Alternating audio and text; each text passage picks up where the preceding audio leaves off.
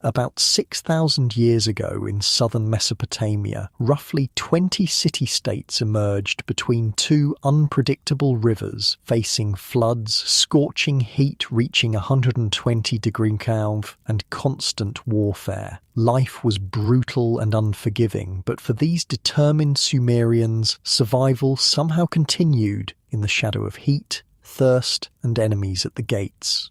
Here's what life was really like in ancient Sumer.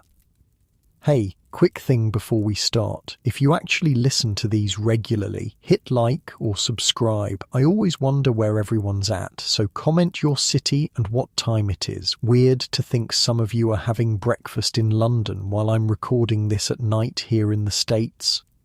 Alright, let's head back to around 3000 BC. Trust me, it's going to be quite a ride. But first, get comfortable. Seriously, adjust those pillows, pull up that blanket, because where we're going, you're going to want to be cozy, your eyes open.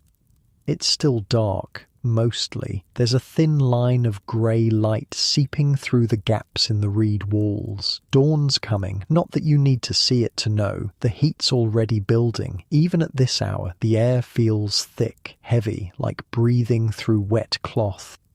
You're lying on a mat woven from reeds. Just reeds. That's it. No mattress, no padding, just dried plants arranged in a grid pattern that's left their imprint on your back. Every ridge, every knot, you can trace the pattern with your fingers without looking. You've been feeling it pressed into your skin for hours.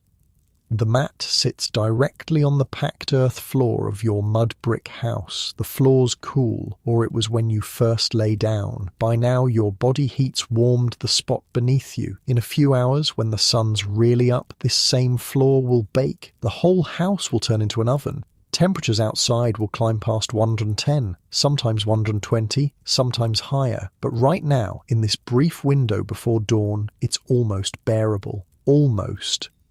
Your throat's dry, really dry. That scratchy, sticky feeling where your tongue wants to peel away from the roof of your mouth. When did you last drink? Yesterday afternoon? The water ration from the communal well? Yeah, that was it.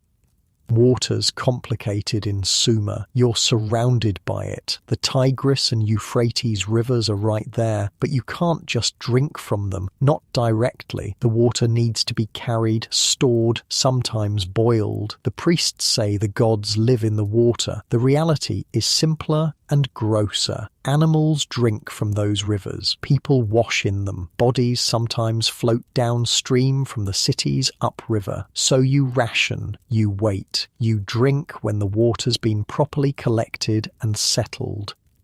Your stomach's doing that thing where it's not quite empty, but definitely not full either. Call it a 3 out of 10 on the hunger scale. Manageable, normal even. Yesterday you had barley porridge for breakfast. Basically barley grains boiled in water until they turned into mush. For the midday meal, a flatbread. One. And onions. Lots of onions. Dinner was more barley. This time as a cake, with some beans mashed into it. Onions feature heavily in the Sumerian diet, like really heavily. If the smell doesn't hit you first thing in the morning, you're either sick or you've gone nose-blind to it, which, let's be honest, you probably have. After a few years of onions with every meal, your nose just gives up trying to register it. Outside, you can hear the city waking up. Footsteps, voices, the scrape of tools against stone. Someone's already at the communal oven, baking the first batch of bread. You can smell it, that warm, yeasty scent cutting through the onion smell. It makes your stomach clench. Welcome to the land between two rivers. Welcome to Sumer, the world's first civilization. And yeah, you probably don't want to be here.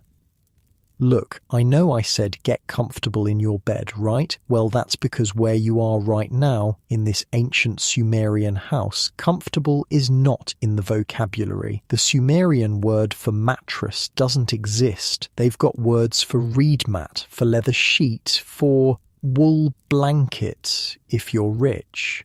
But mattress, the fluffy, cushioned thing you're lying on right now while listening to this? Nope. Not a thing. Your house is basically a box made of mud bricks, dried mud to be specific. The walls are about a foot thick, which helps with the heat during the day and the surprising cold at night. The roof? More mud brick, supported by wooden beams if you're lucky enough to have timber, or just more packed mud if you're not. There's a central courtyard. That's the heart of the house. It's open to the sky, which means light and air can come in, but it also means dust, heat, and during the brief rainy season, water. Everything in the house is built around that courtyard. Your sleeping room, the storage room, the kitchen area, they all open onto it.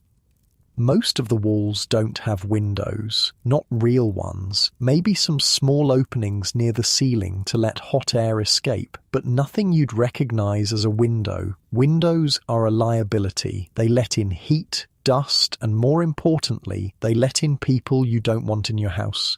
Thieves, animals, the occasional very determined rat. So it's dark in here. Even with dawn coming, it's dark. You sit up, slowly. Your back makes a series of small popping sounds as your spine realigns itself after a night on the reed mat. There's a specific ache between your shoulder blades that never really goes away. It's just there, part of life. Everyone has it. Even the rich people sleeping on their wooden bed frames with woven reed platforms and woolen padding have some version of it, though they'd never admit it.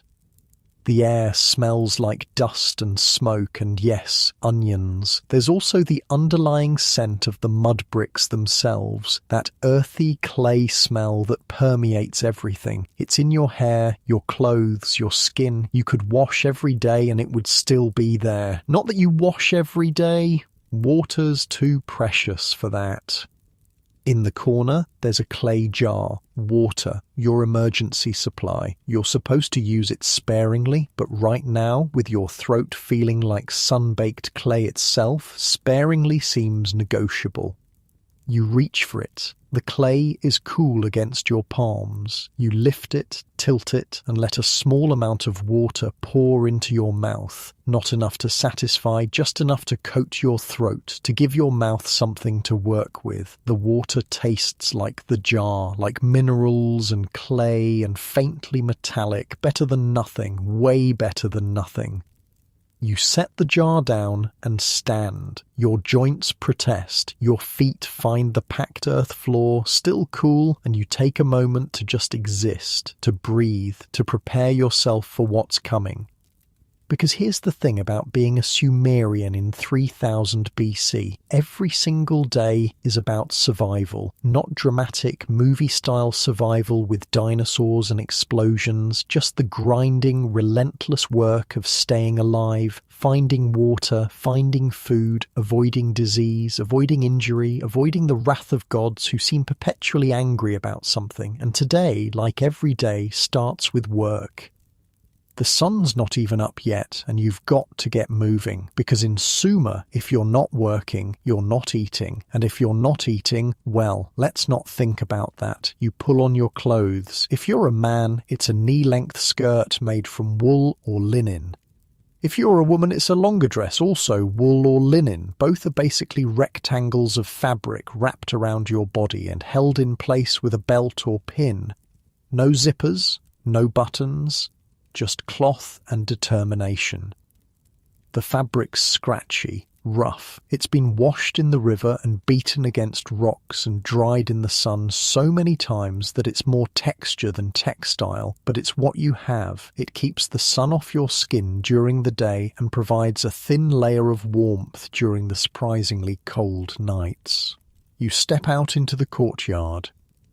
The sky's lighter now, that pre-dawn grey that's not quite day but definitely not night anymore. The stars are fading. Above you the sky's huge, endless, without any light pollution, without any buildings taller than 2 stories. The sky in ancient Sumer is vast in a way that's hard to describe. It's like someone removed the ceiling of the world.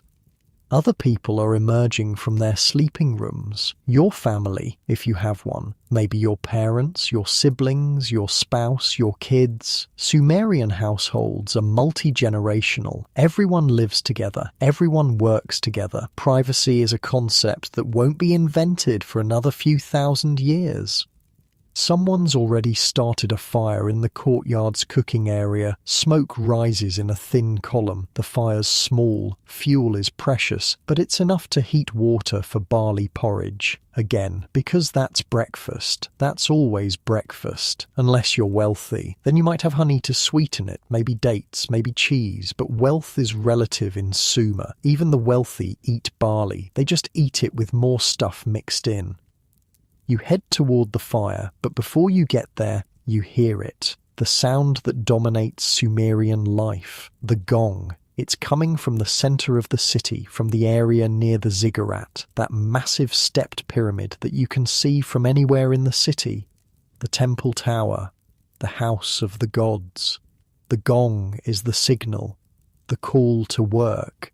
And in Sumer, work means the irrigation canals. Oh boy. Let me explain something about Sumerian cities. They exist because of one thing: water management. That's it. That's the whole civilization in a nutshell. Take away the canals, the dikes, the reservoirs, and Sumer disappears. The cities crumble. Everyone dies or moves away. It's that simple. The Tigris and Euphrates rivers flood every year. Unlike the Nile in Egypt, which floods predictably and gently, these rivers flood violently and randomly. One year, no flood. The next year, massive flooding that destroys everything. The rivers also change course sometimes, just deciding to flow in a completely different direction and leaving former cities stranded in the desert. So Sumerians built canals, lots of them, a network of waterways that crisscross the landscape, bringing water from the rivers to the fields, to the city, to the storage reservoirs. It's an engineering marvel. It's also a maintenance nightmare. Every single day, people need to work on the canals, clearing silt, reinforcing banks, checking for leaks, building new sections. It's back-breaking, relentless labour that never, ever ends. If you slack off, if you take a day off, the system starts to fail. And if the system fails, everyone dies. Not theoretically, actually dies. No water means no crops. No crops means no food. No food means starvation. So when the gong sounds, you go. You grab a tool, maybe a wooden shovel, maybe a basket for carrying dirt, maybe a hoe for breaking up dried mud, and you head toward the city gates. Other people are doing the same, hundreds of people, maybe thousands, depending on the size of your city. The streets of Sumer are narrow, maybe 6 feet wide. They're not paved, they're just packed earth, dusty in the dry season, muddy in the brief wet season. The houses press in on both sides, their mud brick walls creating a maze of passages that all eventually lead to the main thoroughfares. You pass a shrine. There's one on almost every corner, just a small alcove in a wall with a clay figurine of a god or goddess. Someone's already left an offering there, a piece of bread, a small cup of beer. The gods are always hungry, always thirsty. They need to be fed constantly or they get angry. And when gods get angry, bad things happen. Disease, floods, drought, war, all of it is because the gods are displeased. So you make offerings, you pray, you perform rituals, you do everything the priests tell you to do, and sometimes it works. Sometimes the gods are appeased and life continues. Sometimes it doesn't work and people die. That's just how it is. You reach the city gate. It's massive. Thick wooden doors reinforced with bronze bands. They're open now, letting workers stream out toward the fields and canals. Guards stand on either side, armed with spears and copper axes. They're there to protect the city from raiders, from rival cities, from anyone who might want to steal Sumer's most valuable resources: grain, livestock, and people.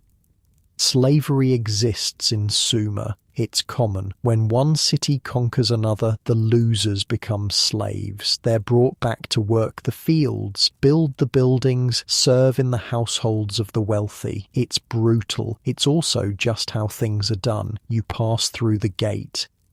The landscape beyond the city walls is a grid of irrigation canals and fields, green crops, barley, wheat, flax, growing in neat rows, date palms providing shade and fruit, vegetable gardens full of onions, garlic, leeks, cucumbers, lettuce, all of it made possible by water drawn from the rivers through the canal system.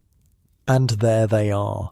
The canals, wide channels cut through the earth, some filled with flowing water, others partially dry and needing maintenance. This is where you'll spend your morning. This is where everyone spends their mornings. The overseer is already there, the guy in charge of organising the work crews. He's shouting instructions, pointing at different sections of canal, assigning people to different tasks. He reports to the Ensi, the political and religious leader of the city. The Ensi reports to the gods. Everyone reports to someone. That's the hierarchy. That's civilization.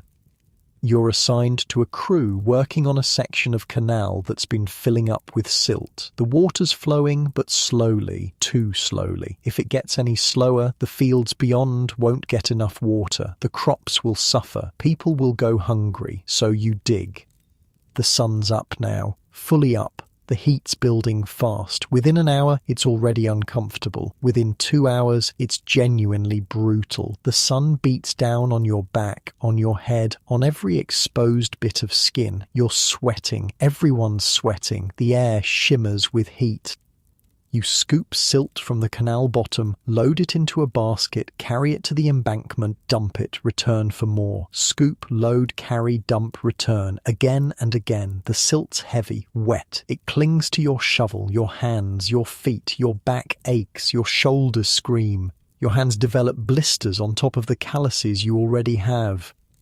This is life in Sumer. This is civilization, the world's first cities built on the backs of thousands of people doing this exact same work, day after day, year after year, generation after generation. Around you, other people are doing the same thing. Men, women, even older children. Everyone works, everyone contributes. There's no concept of retirement or weekends or vacation time. You work until you physically can't anymore, and then you either have family to take care of you or you die. Fun times. The overseer walks along the embankment, watching, making sure everyone's working at the right pace, making sure no one's slacking. Sometimes he shouts encouragement, sometimes he shouts threats. The line between motivation and intimidation is thin in Sumer. Someone starts singing. A work song. It's rhythmic, meant to keep everyone moving in sync, meant to make the work slightly less unbearable. Others join in. The melody's simple, repetitive. The lyrics are about the gods, about water, about the harvest, about hoping this year is better than last year. Hoping is big in Sumer. You keep digging, the sun keeps climbing, the heat keeps building, your water ration ran out an hour ago, your throat's dry again, your lips are cracking, the sweat's evaporating as fast as your body produces it, leaving salt crystals on your skin. Not like your comfy bed right now, right? Not like your climate-controlled room with the glass of water on your nightstand. Not like your full stomach and your soft pillow and your complete lack of need to dig a canal before breakfast. You're welcome for the perspective. By the time the morning work shift ends, signalled by another gong from the city, you've moved several tons of silt. Your entire body hurts. You're dehydrated, exhausted, and covered head to toe in mud, but the canal's flowing better. The water's reaching the fields. The crops will survive another day, and so will you.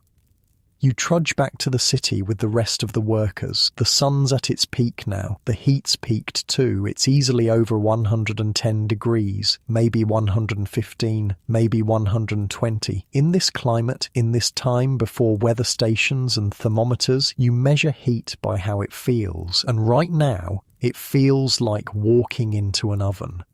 The city walls loom ahead. Even in their shadow, it's hot. The mud bricks absorb heat during the day and radiate it back out. The whole city bakes. The streets shimmer with heat waves. Dogs lie in whatever shade they can find, panting. Even the rats move slowly. You make your way through the maze of streets back to your house. The smell of cooking fires mingles with the ever-present scent of onions, smoke, and humanity. Thousands of people living in close proximity. No sewage system beyond what you carry out to dump in designated areas. No running water beyond what you carry in. No garbage collection beyond what you handle yourself.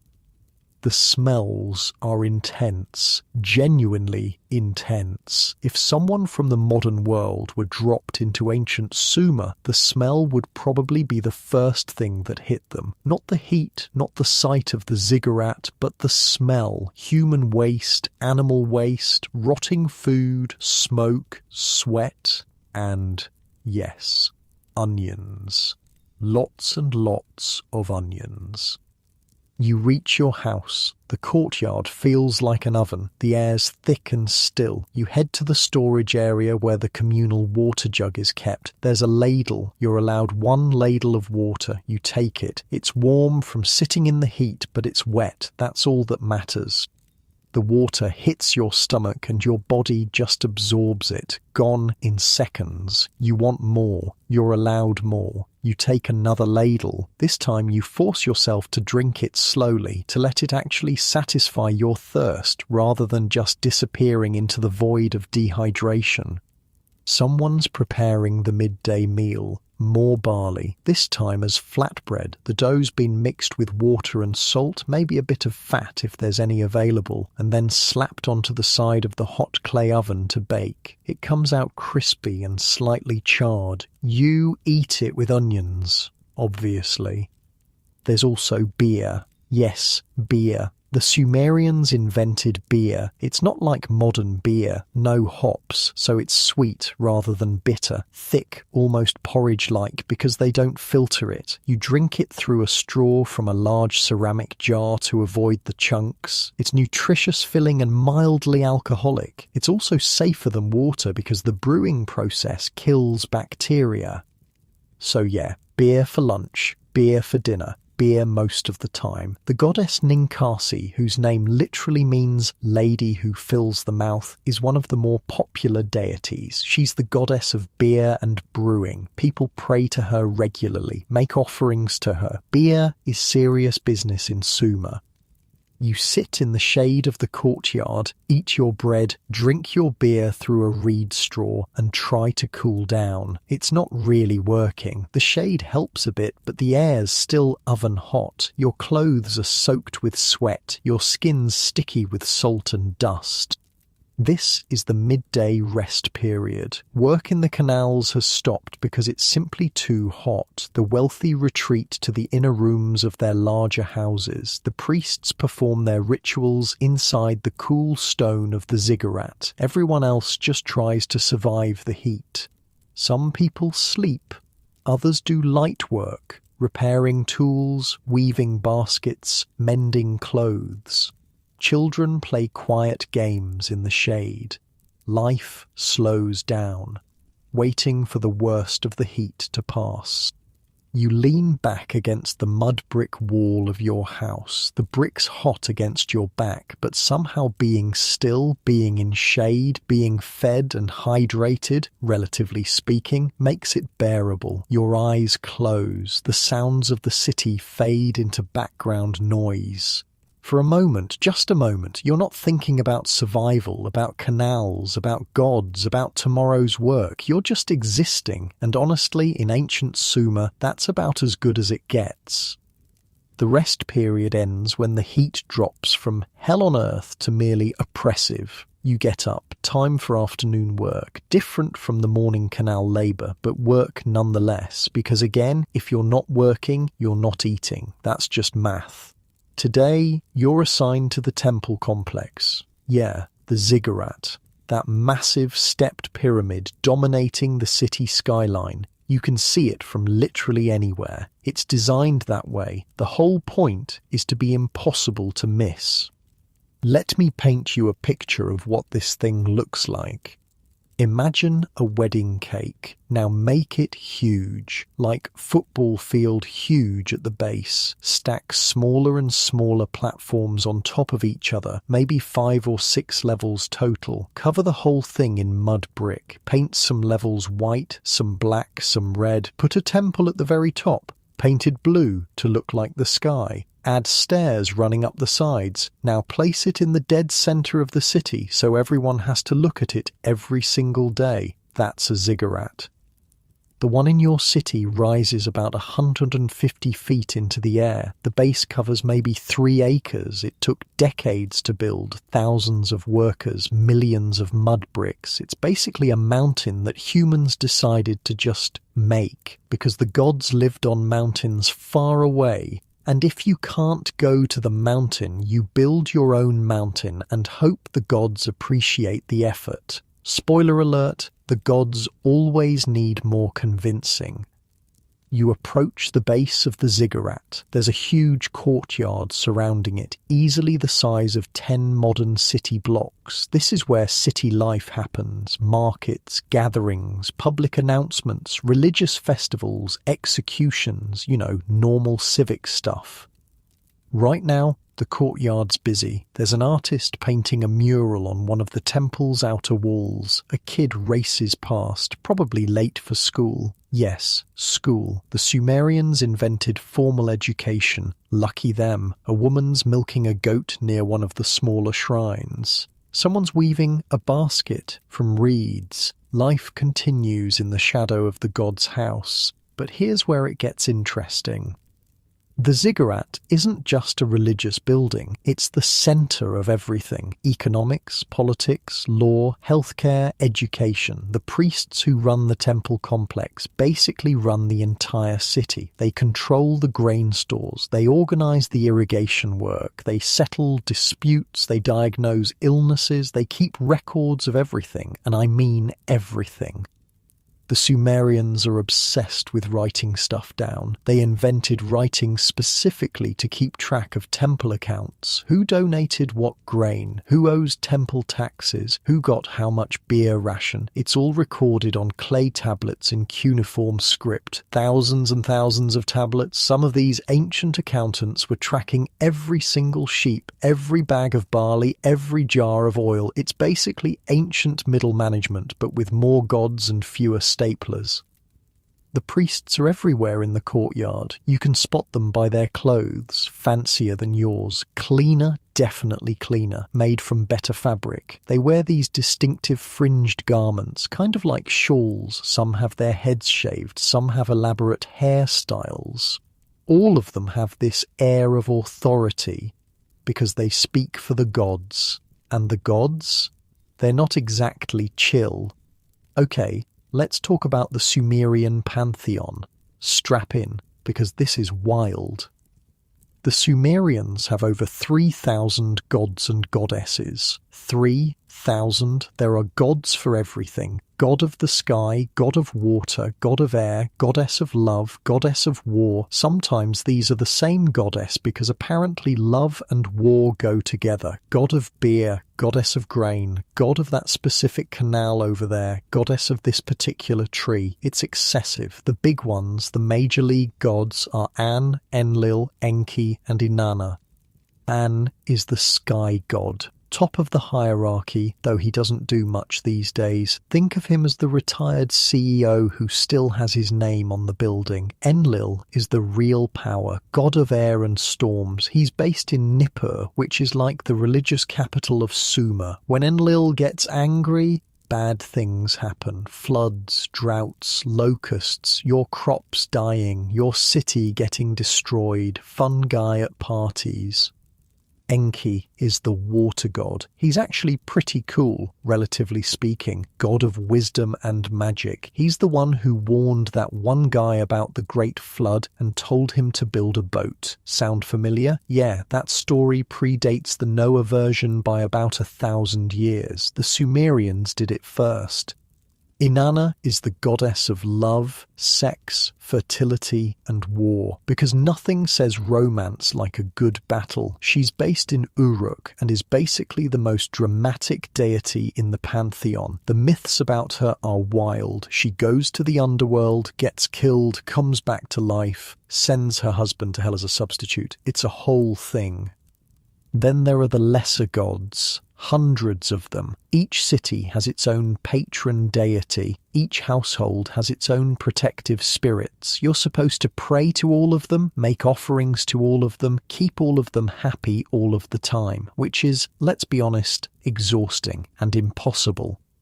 But you try anyway, because the alternative is divine punishment, and that's not theoretical. When bad things happen, and bad things happen constantly, it's because you or someone in your city angered a god. Drought, you didn't sacrifice enough sheep. Flood, someone committed a sin, and the gods are collectively punishing everyone. Disease, the gods sent demons to afflict you. Everything is the gods' fault. Or rather, everything is your fault for not pleasing the gods properly.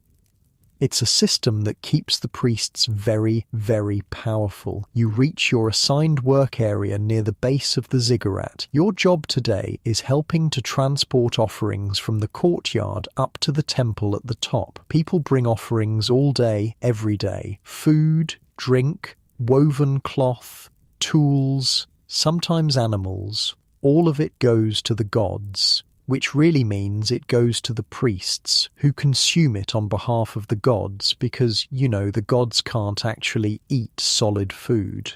Convenient.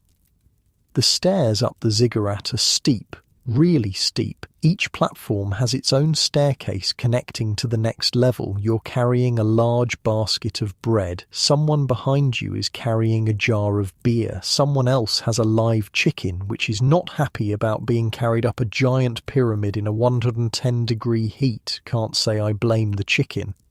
Each level of the ziggurat serves a different function. The lower levels have storage rooms, administrative offices, and smaller shrines. The middle levels have priests' quarters and ritual preparation areas. The top level, the one you're climbing toward, has the main temple.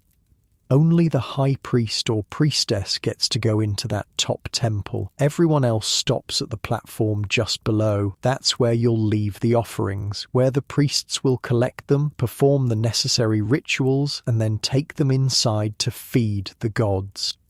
You reach the top platform. The view is stunning. From up here you can see the entire city spread out below, the grid of streets, the houses packed together, the city walls forming a protective circle. Beyond the walls, the green fields and the network of irrigation canals cutting through the brown landscape. Beyond that, the rivers winding their way south toward the Persian Gulf. You can also see other cities in the distance, just smudges on the horizon, but they're there. Other Sumerian city-states, Kish to the north, Uruk to the south, Lagash to the east, all of them built on the same model. Ziggurat in the centre, city around it, farmland beyond, canals everywhere, all of them competing for the same resources, the same water, the same land, the same trade routes, all of them sometimes at war with each other, but we'll get to that later. You set down the basket of bread in the designated area and head back down, up and down, up and down. Each trip you're carrying something different. Dates, figs, barley grain, oil, wine, if someone wealthy donated it. The temple accumulates massive quantities of stuff. They have to. They employ hundreds of people, priests, administrators, scribes, craftsmen, servants, guards. All of them need to be fed. The temple is essentially a corporation, a very powerful, very wealthy corporation that also happens to commune with divine entities. On one of your trips down, you pass a group of student scribes sitting in the shade of the second platform. They're practicing their cuneiform on clay tablets. A teacher walks among them, correcting their work, occasionally smacking someone on the back of the head when they mess up. Sumerian education is not gentle. These kids, all boys from elite families, spend years learning to read and write. They memorize thousands of cuneiform signs. They practice writing on cheap clay tablets that can be smoothed over and reused. They learn mathematics, astronomy, religious texts, legal codes. It's brutal. There's this ancient text, basically a student's complaint letter, where he lists all the times he got beaten in a single day, for being late, for talking in class, for getting his writing wrong, for his handwriting being messy.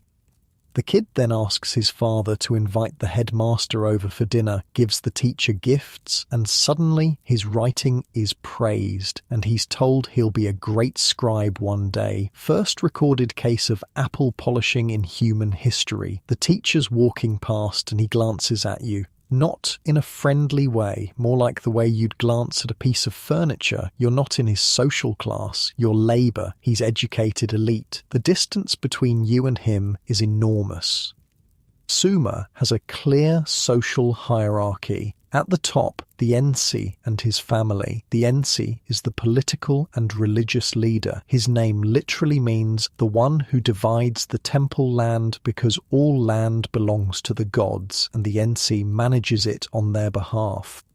Just below the Ensi are the priests. They're the educated class. They can read and write. They understand astronomy and mathematics. They know the rituals. They interpret omens. They're also the doctors, by the way. When you get sick, you go to a priest. He'll diagnose you by examining your symptoms, maybe by reading signs from animal entrails, and then prescribe either herbal remedies or magical incantations, or both, usually both. Below the priests are the merchants and craftsmen, people with specialised skills, potters, metalworkers, weavers, jewellers. They're not wealthy, but they're comfortable. They own their workshops. They can afford decent houses. Then there are the farmers and labourers. That's you. That's most people. You work the land, maintain the canals, build the buildings, do the physical labour that keeps the city running. You get paid in rations, beer, bread, barley, sometimes dates or fish, just enough to survive. At the bottom are the slaves, people captured in war, criminals, or people who sold themselves into slavery to pay off debts. They have no rights. They're property. They work the worst jobs for no pay beyond basic food and shelter. And everyone, every single person in this hierarchy is terrified of the gods. You finish your transport work as the afternoon starts cooling. Well, cooling. It's still over 100 degrees, but at least it's not 120. Progress. The evening prayer ceremony is starting. A gong sounds from the top of the ziggurat. People start gathering in the courtyard. This happens every evening. A public ritual where the high priest offers the day's final sacrifices to the gods, prays for the city's prosperity, and updates everyone on any important news. You join the crowd, hundreds of people pressing into the courtyard. The air smells like humanity, sweat and smoke and onions, always the onions. The high priest appears on the top platform of the ziggurat. He's wearing his ceremonial robes, elaborate things with gold thread and precious stones. He raises his arms, the crowd quiets. He chants something in what might be an older form of Sumerian. You don't understand all the words, but you get the general idea. He's asking Enlil to bless the city, to provide water for the crops, to protect against enemies, to keep disease away, to make the harvest good. The usual requests. He sacrifices a lamb. Someone hands it to him. He performs the ritual, and the lamb becomes an offering to the gods. Its meat will be consumed by the priests, who will eat it on behalf of the gods, because that's how offerings work. Then he makes an announcement. The NC has declared that a new section of canal needs to be built. Work will begin next week. All able-bodied citizens will be required to participate. There will be extra beer rations. The crowd accepts this news with the enthusiasm of people who have no choice. More canal work. Great. But hey, extra beer. So there's that. The ceremony ends. People disperse. You head back toward your house through the maze of streets. The sun's setting now, painting the sky orange and red. The temperature's dropping fast. In a few hours, it'll actually be cold. Desert climates are like that. Extreme heat during the day, surprising cold at night. You pass a shrine to Inanna. Someone's left fresh flowers and a cup of beer. The flowers are already wilting in the heat. The beer's probably warm, but it's the thought that counts. The gods appreciate offerings, even sad ones, maybe especially sad ones, shows you're really trying. Near your house, there's a commotion. A small crowd has gathered. You push closer to see what's happening. There's a man on the ground, clearly injured. His leg is bent at a bad angle. Broken, probably. Someone's already sent for a priest-doctor. This is bad. Really bad. A broken leg in ancient Sumer is potentially a death sentence. If it heals wrong, you can't work. If you can't work, you can't eat. If infection sets in, which it often does, you die. The priest-doctor arrives. He's carrying a bag of supplies. He examines the leg, makes some pronouncements about which god is responsible for the injury and why, then starts setting the bone. No anesthesia, no painkillers beyond maybe some beer. The man screams. Several people have to hold him down. The priest splints the leg with wooden sticks and cloth strips. He chants an incantation to drive away the demons causing the pain. He applies some kind of paste made from herbs and animal fat. Then he gives instructions to the man's family about care and feeding and prayer. The man might live. He might not. It's in the God's hands now, which is what the priest says. Everything is always in the God's hands. You continue home. Your family's preparing dinner. More barley, this time as a thick soup with lentils and onions. There's also fish, fresh fish from the river, grilled over the fire. This is actually pretty good by Sumerian standards. Protein is protein. You eat sitting in the courtyard. The stars are coming out. Without any artificial light, they're brilliant. The Milky Way is visible as a glowing band across the sky. The Sumerians have been studying these stars for generations. They've mapped constellations. They've tracked planetary movements. They've figured out how to predict eclipses. Not because they find it scientifically interesting, though they probably do, but because the stars are gods, or at least controlled by gods, and understanding their movements helps predict the gods' intentions. Everything comes back to the gods.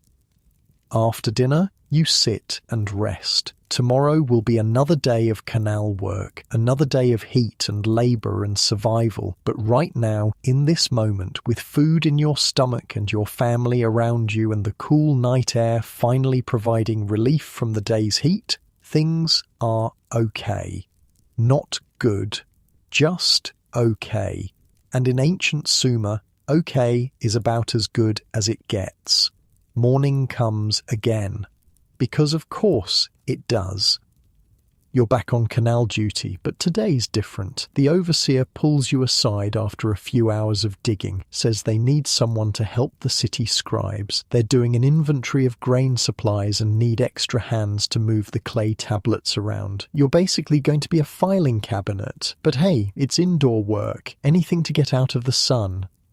The scribe school is attached to the temple complex, naturally. Everything important happens near the ziggurat. You head there through streets that are already baking. It's maybe 2 hours past dawn and the temperature's climbing fast. By noon, it'll be unbearable. By mid-afternoon, deadly, if you're not careful. Inside the scribe school, it's cooler. Not cool, but cooler. The thick mud brick walls keep some of the heat out. Small windows near the ceiling let in light without letting in too much sun. There's even a slight breeze moving through. The room is full of young men hunched over clay tablets. Dozens of them, all writing. The sound is distinctive. Reed styluses pressing into wet clay, making little wet popping sounds. Scratch, press, pop. Scratch, press, pop, over and over. A teacher walks among them, hands behind his back, watching. He stops behind one student, looks at his work, and smacks him on the shoulder. Not hard, but not gentle either. Your signs are sloppy. Do it again. The kid smooths out his clay tablet with a wet rag and starts over. Welcome to Sumerian education, where mistakes are corrected with physical violence and everyone just accepts this as normal. Let me tell you about cuneiform writing because it's genuinely bonkers. It started simple. About 5,000 years ago, temple officials needed to keep track of stuff. How many sheep in the temple flock? How much grain in storage? Who owed what taxes? So they used small clay tokens. 1 token equals 1 sheep. 10 tokens equals 10 sheep. Easy. Then someone had a brilliant idea. Instead of storing thousands of physical tokens, why not just press the tokens into soft clay to make an impression? Now you've got a permanent record without needing to warehouse all the tokens. From there, it evolved. People started drawing little pictures directly into the clay. A sheep looked like a sheep. Bread looked like bread. A person looked like, well, a stick figure person. That worked fine for simple stuff, but how do you draw go or love or angry? You can't just draw an emotion. So the Sumerians got creative. A picture of a foot meant foot, sure, but it could also mean walk, run, stand, go, movement. The same symbol could mean different things depending on context. Then they made the real leap. The symbols started representing sounds instead of just things. In Sumerian, the word ti means both arrow and life, so the symbol for arrow could be used anywhere the sound ti appeared, regardless of what the actual word meant. Boom, phonetic writing system. This meant you could write anything. Full sentences with grammar, tone, emotion, stories, laws, shopping lists, angry letters to your lazy brother, poetry, medical prescriptions, literally anything that could be spoken could now be written. The script looks like little wedge-shaped marks pressed into clay. That's why we call it cuneiform, from the Latin cunus, meaning wedge. The scribes use a reed stylus, cut at an angle, and press it into wet clay tablets. Here's the thing though, there are about 2,000 different cuneiform signs. 2,000, and that's just a start. Over time it got simplified to only 600 or so commonly used signs, but still, 600 symbols you need to memorize. Each symbol can have multiple meanings depending on context. Some symbols represent things, some represent sounds, some represent both, some represent syllables, some represent whole words. There's no consistent rule, you just have to memorize all of it. Which takes years. These kids started when they were maybe 7 years old. They'll be teenagers before they're competent, adults before they're actually skilled. It's brutal, but it's also your ticket to a better life. Scribes don't dig canals, they don't carry bricks. They sit inside, out of the heat, writing on tablets and managing accounts. They get paid better, they're respected, they're part of the educated elite. So parents who can afford it send their sons to scribe school, pay the tuition, accept the beatings as part of the process, hope their kid makes it through. Daughters don't usually attend. There are female scribes, the records prove it, but they're rare. Most scribes are men. Most educated people are men. Women mostly learn weaving, pottery, household management. Unless you're born into the priestly class, then maybe you get educated, maybe you become a priestess, maybe you end up running a temple. But for most women, life is about marriage, children, and keeping the household running. Not great, but again, this is 3000 BC. Gender equality won't be invented for another 5,000 years. The head scribe sees you and waves you over. He's older, maybe 50. That's ancient in Sumer. Most people don't make it past 40. He's got the characteristic scribe posture, shoulders slightly hunched from years of bending over tablets. You, can you count?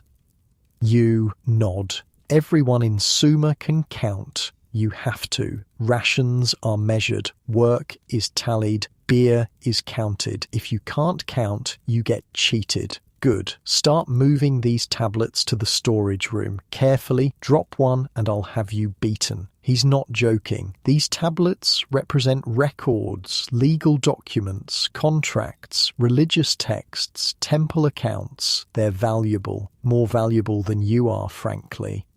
You start moving them. Each tablet is about the size of your hand. They're heavy, solid clay. Some are still slightly damp. Fresh records from this morning. Most are dried and hard. A few have been baked in a kiln to make them permanent. The tablets that get baked are the important ones. Legal codes, major contracts, religious texts. The rest just dry naturally. If they break or get damaged, they can be re-wet and recycled. Nothing goes to waste in Sumer. As you carry tablets, you glance at some of the texts. You can't read cuneiform, you're not educated, but you can recognize some symbols, numbers mostly, and your own name, which is basically the only thing most non-scribes can write. One tablet is an account of sheep. How many sheep the temple owns, how many were born this year, how many died, how many were sacrificed, how much wool they produced. Every single sheep is tracked. Another tablet is a contract. Someone borrowed grain from the temple. They have to pay it back after harvest, with interest. If they can't pay, their labor goes to the temple instead. It's all spelled out in careful cuneiform. Another tablet is a school exercise. A student practicing the same sign over and over, getting it wrong, trying again. The teacher's corrections are written at the bottom. Sloppy. Do better. You move tablets for an hour. Storage room to study room to archive, archive to priest's office. It's monotonous, but it's not physically demanding, and you're inside, out of the sun. Through the window, you can see the marketplace starting to come alive. Even though it's getting hotter, people need to trade, buy food, sell goods. Life continues despite the heat. The head scribe eventually releases you. That's enough. Go. You head out into the sun and immediately regret every decision that led you here. The heat hits like a physical wall. After an hour in the relative cool of the scribe school, the outside feels like walking into fire. The marketplace is pure chaos. Picture a large open area near the city gate. Now fill it with hundreds of people. Add wooden stalls and reed awnings for shade. Spread goods everywhere. Baskets of grain, hanging bundles of dried fish, clay pots of oil and honey, woven cloth, leather sandals, metal tools, jewelry, herbs, vegetables, live chickens in cages. Now add the noise. Everyone's shouting, vendors calling out their wares, buyers haggling prices, animals making animal sounds, children running around screaming, musicians playing for coins, someone's grinding grain with a stone mill. The scrape and thump of the grinding creates a rhythm under everything else. Add the smells, roasting meat, fresh bread, dried fish, rotting vegetables, sweat, animals, incense from a nearby shrine, leather being tanned, metalwork producing that distinctive hot metal smell. It's sensory overload. You need to buy onions, obviously. Your household is running low, which is basically an emergency because what are you going to eat if you don't have onions? The vegetable seller sees you coming. She's middle-aged, sun-darkened skin, wearing a simple dress and a head covering to protect from the sun. Her stall has onions, leeks, garlic, cucumbers, lettuce, all grown in the fields outside the city. 2 bundles of onions, you say. She names a price. It's too high. You counter with a lower price. She acts offended. You start to walk away. She calls you back. You negotiate. Finally, you agree on a price that's probably closer to fair than either of your opening offers. You pay in barley. Most transactions in Sumer are done through barter or grain. Coins won't be invented for another couple thousand years, so you carry around grain, measure it out, trade it for goods. The seller weighs your barley on a balance scale to make sure you're not cheating. A transaction complete.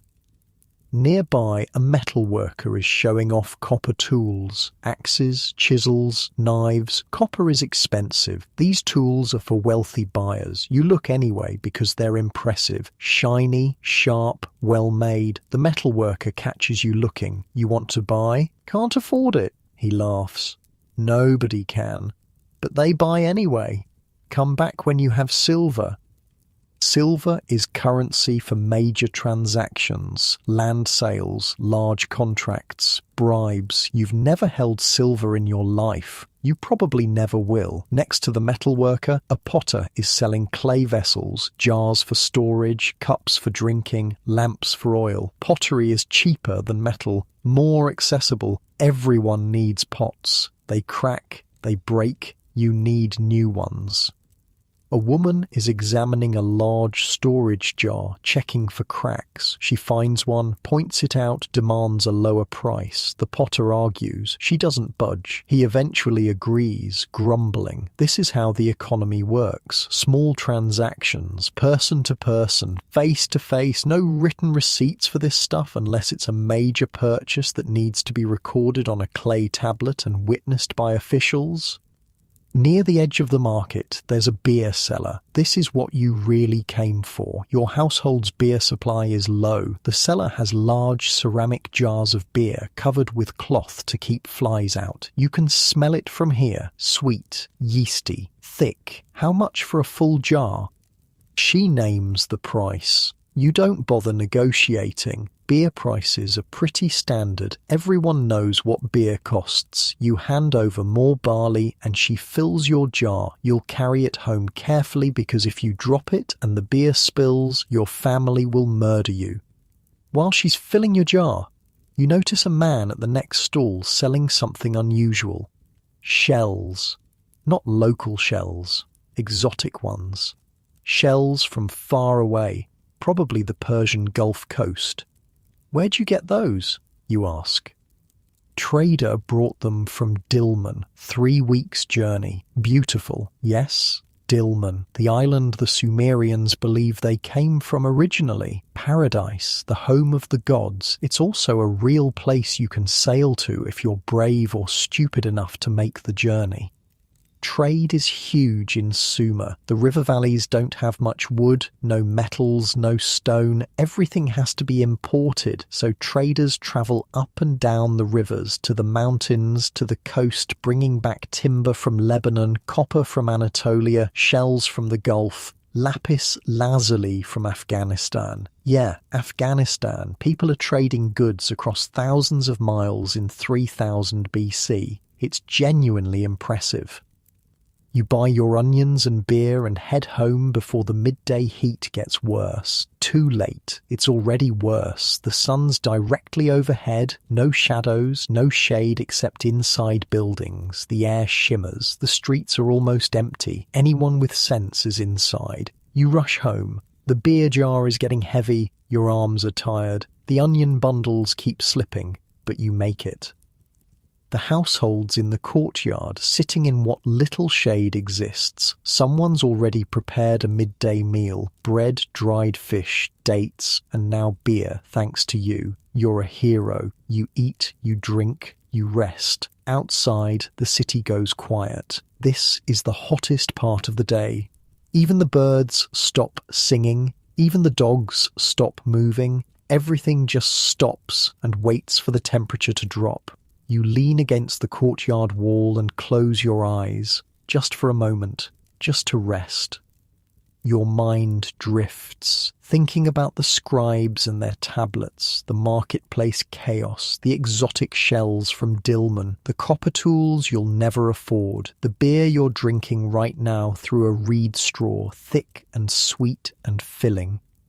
Life in Sumer is hard, no question, but it's also life. People trade, people talk, people create, people survive. They've built cities in a desert. They've invented writing. They've developed agriculture, mathematics, astronomy. They've created art and music and poetry. They've also created massive inequality, brutal working conditions, and a religious system based on fear. So it's not all positive. But they're trying. Humans are always trying. Even 5,000 years ago, even in the brutal heat of Mesopotamia, people were figuring things out. Building, creating, surviving, and honestly, from your comfortable bed right now with your climate control and your clean water and your full stomach and your complete lack of onion-based meals, you can appreciate their effort, even if you wouldn't want to live there, not even for a day. The heat continues. The afternoon stretches. Time moves slowly when you're trying not to move at all. Eventually, someone suggests going to the river, the public bathing area. It's not far, and it's water, cooler than the air anyway. You go.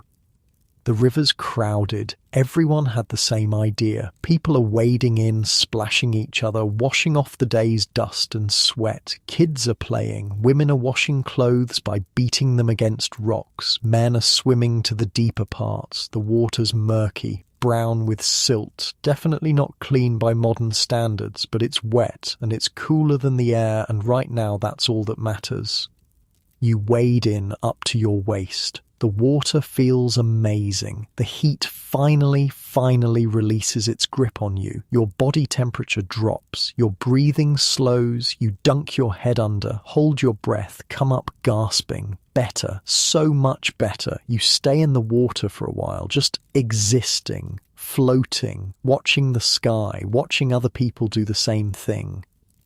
This is life in ancient Sumer. Brutal heat followed by brief relief, hard work followed by simple pleasures, survival punctuated by moments where you remember why surviving is worth it. The sun starts dropping toward the horizon, the heat breaks, people start leaving the river, heading home for the evening meal. You follow, dripping, cooler, refreshed. Tomorrow you'll be back digging canals, but right now you're okay. And in Sumer, okay is pretty damn good. The next morning, something's different. You can feel it before you're fully awake. There's tension in the air. Voices outside aren't the usual lazy morning conversation. They're urgent, sharp. You get up fast. In the courtyard, your neighbours are gathered. Someone's talking quickly, gesturing.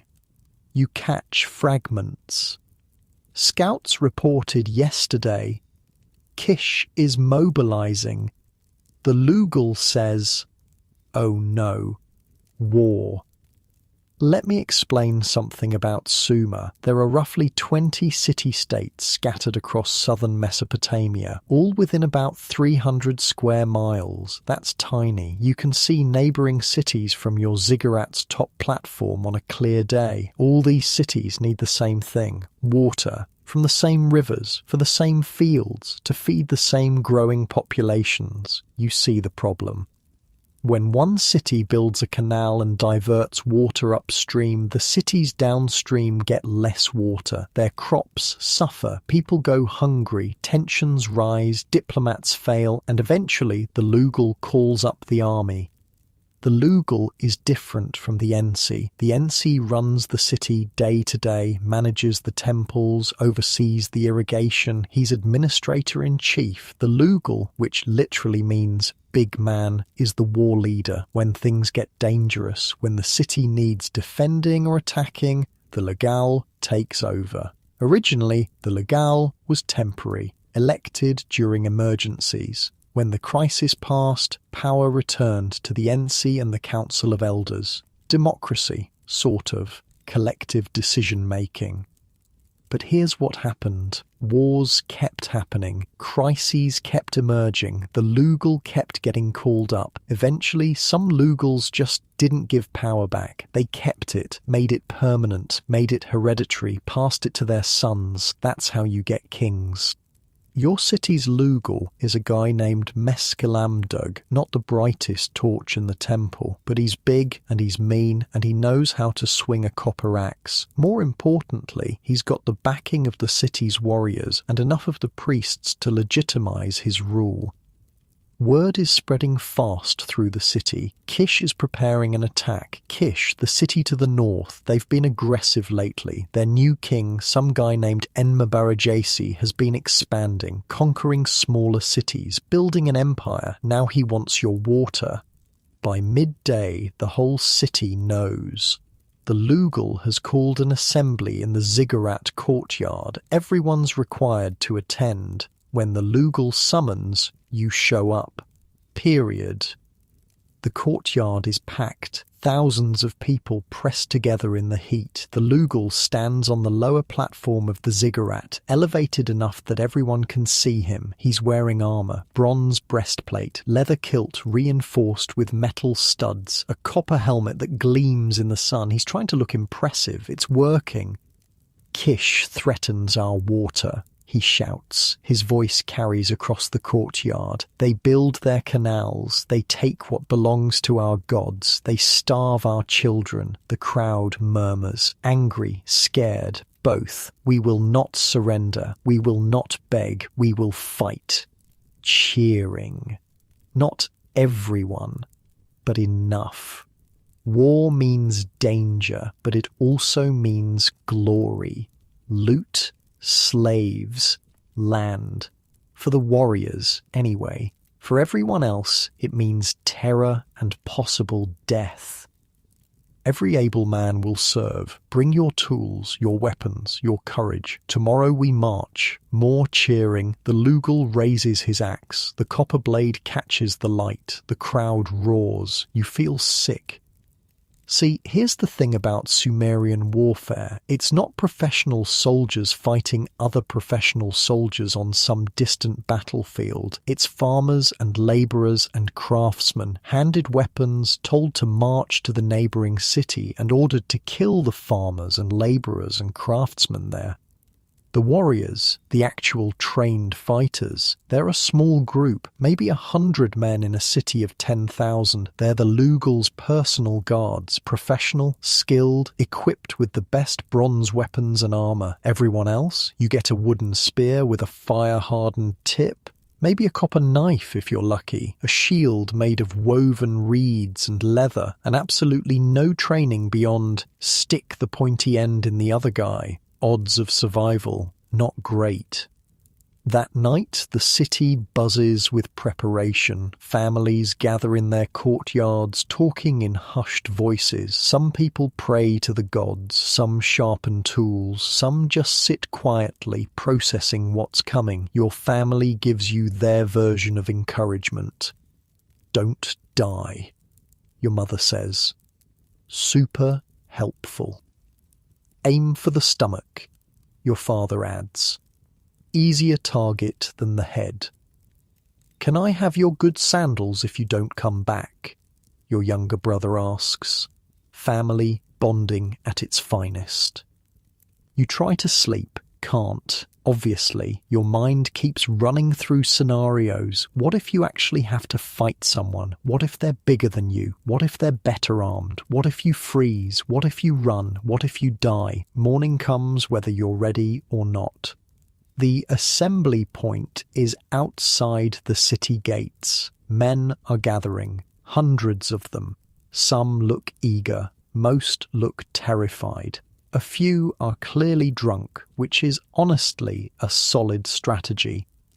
The warriors are already organised. They stand in formation, bronze weapons gleaming, looking professional and deadly. They'll lead the attack. Everyone else will follow and try not to die.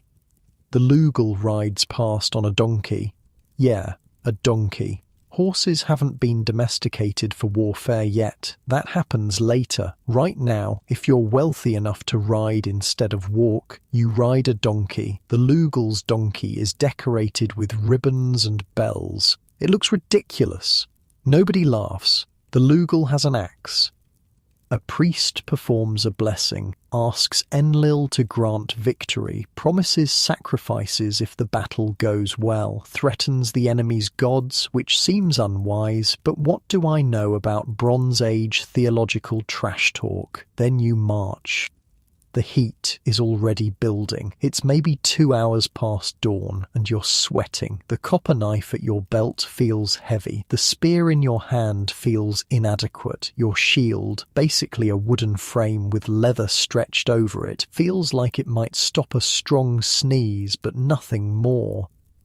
The distance to Kish is about 15 miles. That's a full day's march in this heat, carrying weapons and supplies. No one's in formation. It's just a mob of armed men trudging north through the dust. Some guys are singing war songs, boasting about what they'll do to the enemy, talking big. It's definitely helping their courage, possibly making them overconfident. Others walk in silence, eyes down, just putting one foot in front of the other. You're in the silent group.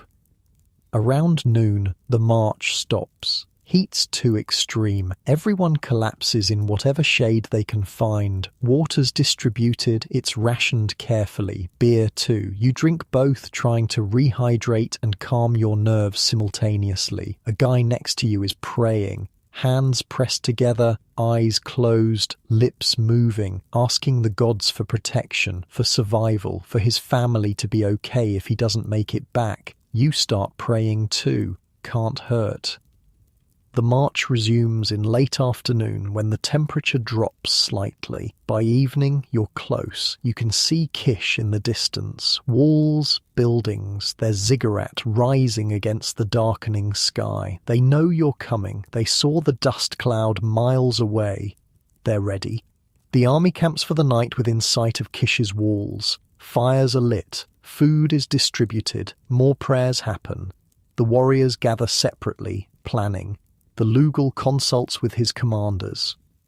You sit with other conscripts, all of you trying not to think about tomorrow. Someone tells a joke. It's not funny. Everyone laughs anyway. Nervous energy. Someone else shares beer from his personal supply. Pass it around. Take a drink. Pass it on. Simple human connection before possible death. You try to sleep. The ground's hard. The night's cold. Your mind won't stop racing. But eventually, exhaustion wins. You drift off. Dawn comes too fast.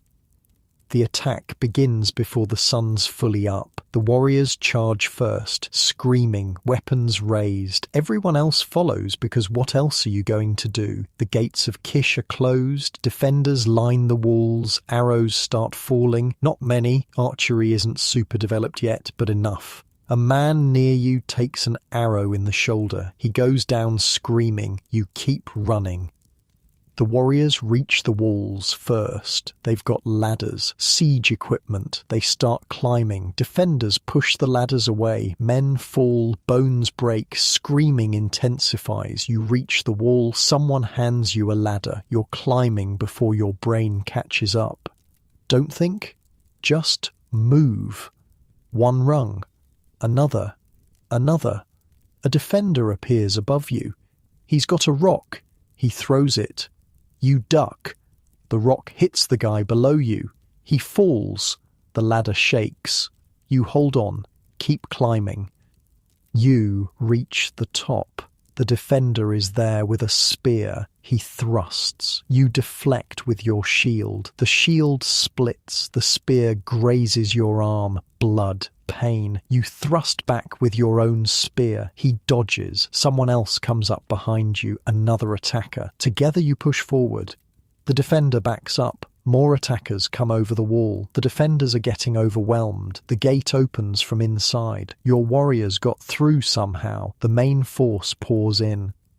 It's chaos. Complete chaos. Fighting in the streets, smoke from fires, screaming, weapons clashing, people running. You're in a group pushing through a narrow street. Defenders are throwing things from rooftops, rocks, pottery, boiling water. A clay pot shatters next to you, hot water splashing.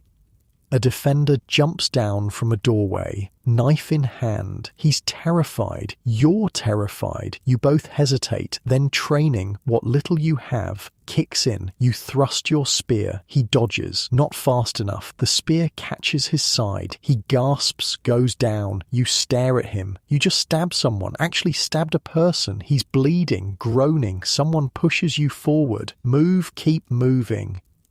The fighting continues for hours. Eventually, Kish's defenders realize they're losing. They surrender. The Lugal accepts. The battle ends. Casualties on both sides. Dead men in the streets. Wounded crying for help. Some will survive, many won't. Infection kills more than blades in this era. The Lugal claims victory. Kish's Ensi is forced to kneel, to swear allegiance, to promise water rights, to send tribute, grain, silver, slaves. Your army loots the city, not everything, enough to hurt them, enough to make the point. Grain stores raided, valuable goods taken, people captured for slavery. You don't participate. You find a corner, sit down, look at your hands. There's blood on them, not yours, someone else's. You feel nothing, then everything, then nothing again. This is warfare in ancient Sumer, brutal, close, personal, no glory, just survival and trauma and the desperate hope that next time it's not your city being raided. The march back takes 2 days. The army's slower now, carrying loot, herding prisoners, tending to wounded. You walk in silence. Your arm where the spear grazed has been bandaged. It hurts. It'll scar. Everyone's quiet, even the guys who were boasting before. War looked different in their imagination. You reach your city, celebrations happen, the Lugal is praised, sacrifices are made to the gods, beer flows freely, people cheer, you go home, your family's relieved you survived, your mother cries, your father claps your shoulder, your brother still wants your sandals, but at least he waited until you got back to ask again. That night, you lie on your reed mat, staring at the ceiling. The scrape on your arm throbs, your muscles ache, your mind replays the fighting, the defender's face, the blood. Tomorrow you'll go back to the canals, back to normal work. Life continues, but something's changed. You've seen what civilization costs, what it takes to maintain these cities, these canals, this fragile structure of society built on mud bricks and human labor. It's not just work, it's violence, control, power. And you're just trying to survive it. Unlike your soft bed right now, your peaceful room, your lack of copper weapons and city-state conflicts, your complete absence of needing to stab anyone to protect your water rights. Feel grateful yet? You should. Life after the battle settles into routine, because it has to. Your arm heals, slowly. The scar's there now, a reminder you'll carry forever. But the wound closes, you go back to canal work, the city goes back to its daily grind, the loot from Kish gets distributed, extra grain rations for a few weeks, which is nice, the prisoners get put to work on the hardest jobs, the Lugal gets praised in songs, and life continues. You're working a section of canal near the fields when you see it, the thing that's been changing agriculture for the past few generations, but still blows your mind every time you watch it work. The plough. Before the plough, farming was brutal. You'd take a stick, basically a sharpened branch, and jab it into the soil, make a hole, drop in a seed, cover it, move 6 inches, do it again for an entire field. Your back would be destroyed by noon. The plough changed everything. It's simple, really. A wooden blade attached to a frame. You hitch it to an ox. The ox pulls. The blade cuts through the soil, turning it over, making a furrow. You walk behind, dropping seeds into the furrow. The ox does the hard work. You just guide it. One person with a plough can do what used to take 10 people with sticks. Maybe 20. That means fewer people need to farm, which means more people can do other things. Be scribes, craftsmen, merchants, priests, warriors. The plough created specialized society. The guy working this plough is named Lugal something. Everyone's named Lugal something or N something or some variation of god names. Sumerian naming isn't creative. Watch this, he says, grinning. He's clearly proud of his ox and his plough. The ox leans into the harness, muscles straining. The plough blade bites into the earth. The soil turns over, dark and rich. One pass and he's created a furrow that would have taken you an hour to make by hand. Beautiful, right? He says. It is. In a weird agricultural way, it's genuinely beautiful, efficient, elegant, problem-solving at its finest. How long to plough the whole field, you ask? 2 days, maybe 3. Used to take 2 weeks with hand tools. Progress. He continues ploughing. You watch for a bit, then head back to your canal work. But your mind's stuck on the plough, on how one invention can change everything, can free up time, can create new possibilities. The Sumerians are good at this, creating tools, solving problems, figuring things out. Take the wheel, the freaking wheel. You'd think wheels would be for transportation first, right? For moving heavy things. Nope. The first wheeled carts were for religious ceremonies, for carrying statues of gods in processions, for showing off during festivals. Only later did someone think, hey, maybe we could use this for regular stuff too. Now wheels are everywhere, carts for hauling grain, for transporting bricks, for moving goods to market, and of course, for war. The Lugal has war chariots. Well, chariots is generous. They're basically carts with 2 wheels pulled by donkeys, not horses, donkeys, with a driver and a guy holding a spear. Donkey-powered war machines. It sounds stupid. It kind of is stupid, but it works. You can move faster than infantry. You can charge through enemy lines. You can create chaos and fear until your donkey gets spooked and runs away, which happens more often than the Lugal would like to admit. Someone once joked that the military should call them donkeyry instead of cavalry. That person got beaten for disrespecting the Lugal's army. Worth it, though. The joke was solid. Evening comes. You finish work, head home, clean up as best you can with rationed water. Dinner's the usual. Barley, onions, some dried fish, beer through a straw because it's thick and chunky, and drinking it normally means getting a mouthful of grain sediment. After dinner, you're sitting in the courtyard when a neighbour comes by. He's a craftsman, makes pottery. Good at it too. Got something to show you, he says, excited. He's holding a piece of soap. Yeah, soap. The Sumerians invented soap. It's not like modern soap. No fragrance, no moisturizers, just pure cleaning power. They figured out if you mix animal fat with lye, you get this substance that removes dirt, actually removes it instead of just smearing it around like water does. Made it this morning, he says proudly, trying to perfect the ratio. He's been experimenting for weeks. Too much lye and it burns your skin. Too little and it doesn't clean. Getting it right requires precision.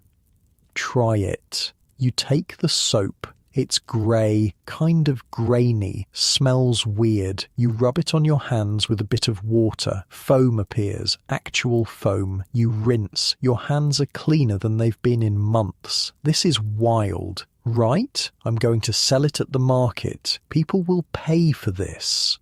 He's probably right. Cleanliness is valued in Sumer, even if it's hard to achieve. The wealthy pay good money for perfumes and oils. Soap fits right in.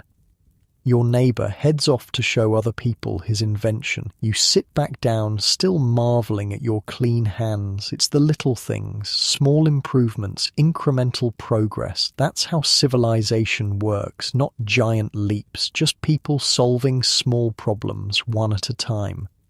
The sky's darkening, stars are coming out. You've got some free time before bed, so you head to the small shrine on your street corner. There's going to be a gathering. People meet there sometimes in the evenings to talk, share news, drink beer. When you arrive, a group's already there.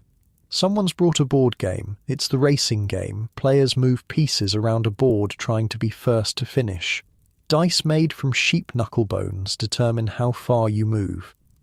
Gambling's involved, naturally. Small bets, a bit of grain here, a cup of beer there, nothing serious, just entertainment. You watch a few rounds, the dice are loaded, not intentionally, just because knuckle bones aren't perfectly balanced. Everyone knows, everyone accepts it. Part of the game's charm is figuring out which way the dice prefer to land. An older man sits down next to you. He's a teacher at the scribe school. You recognize him from when you were moving tablets. You know why the dice work the way they do? He asks. You shake your head. Mathematics, probability. The gods of chance favor certain numbers. He launches into an explanation of the Sumerian number system. This is what educated people do for fun, apparently. Talk about math. We count by 60s, he says. Not tens like you might think. 60s. He holds up his hand, points to the segments on his fingers, the joints, the sections between joints. Count these. On one hand, 12 segments. Use your other hand to track sets of 12. 5 fingers times 12 segments equals 60. You try it. He's right. If you use one hand to point at each segment while using the other hand's fingers to count sets, you get to 60. That's why we divide the day into 24 hours. That's twice 12. Each hour into 60 minutes. Each minute into 60 seconds. A full circle is 360 degrees. That's 6 times 60. Your mind's spinning. You never thought about why time is divided the way it is. Turns out it's just based on counting finger segments 5,000 years ago. The decisions ancient people made casually become permanent structures. Time itself is measured in Sumerian math. Wild. The teacher continues. He's on a roll now, talking about how Sumerian mathematicians can solve complex problems, calculate the area of irregular shapes, figure out volumes of grain storage, predict the flooding patterns of rivers using geometric formulas. We even know, he says, lowering his voice like he's sharing a secret, the relationship between the sides of a right triangle. What relationship? The square of the longest side equals the sum of squares of the other two sides. You have no idea what that means. In simpler terms, if you have a triangle with one corner perfectly square, you can predict the exact length of any side if you know the other two. It's useful for construction, for surveying land, for building. He's talking about what will later be called the Pythagorean theorem, named after some Greek guy who won't be born for another 2,000 years. But the Sumerians already know it. They've been using it for generations. Math predates the mathematicians who get credit for it. Another guy joins the conversation. He's an assistant to one of the temple's astronomers. You want to know what's really impressive? He says. We can predict when the moon will disappear. The moon disappears? Sometimes. The shadow of the earth crosses it, makes it dark, terrifies everyone who doesn't know it's coming. But we know. We track the moon's cycle. We calculate when the alignment will happen. We warn people so they don't panic. Lunar eclipses. The Sumerians can predict lunar eclipses. They've been observing the sky for so long, tracking patterns so carefully, they've figured out the cycles. Solar eclipses too, he adds. Those are trickier, but we're getting better.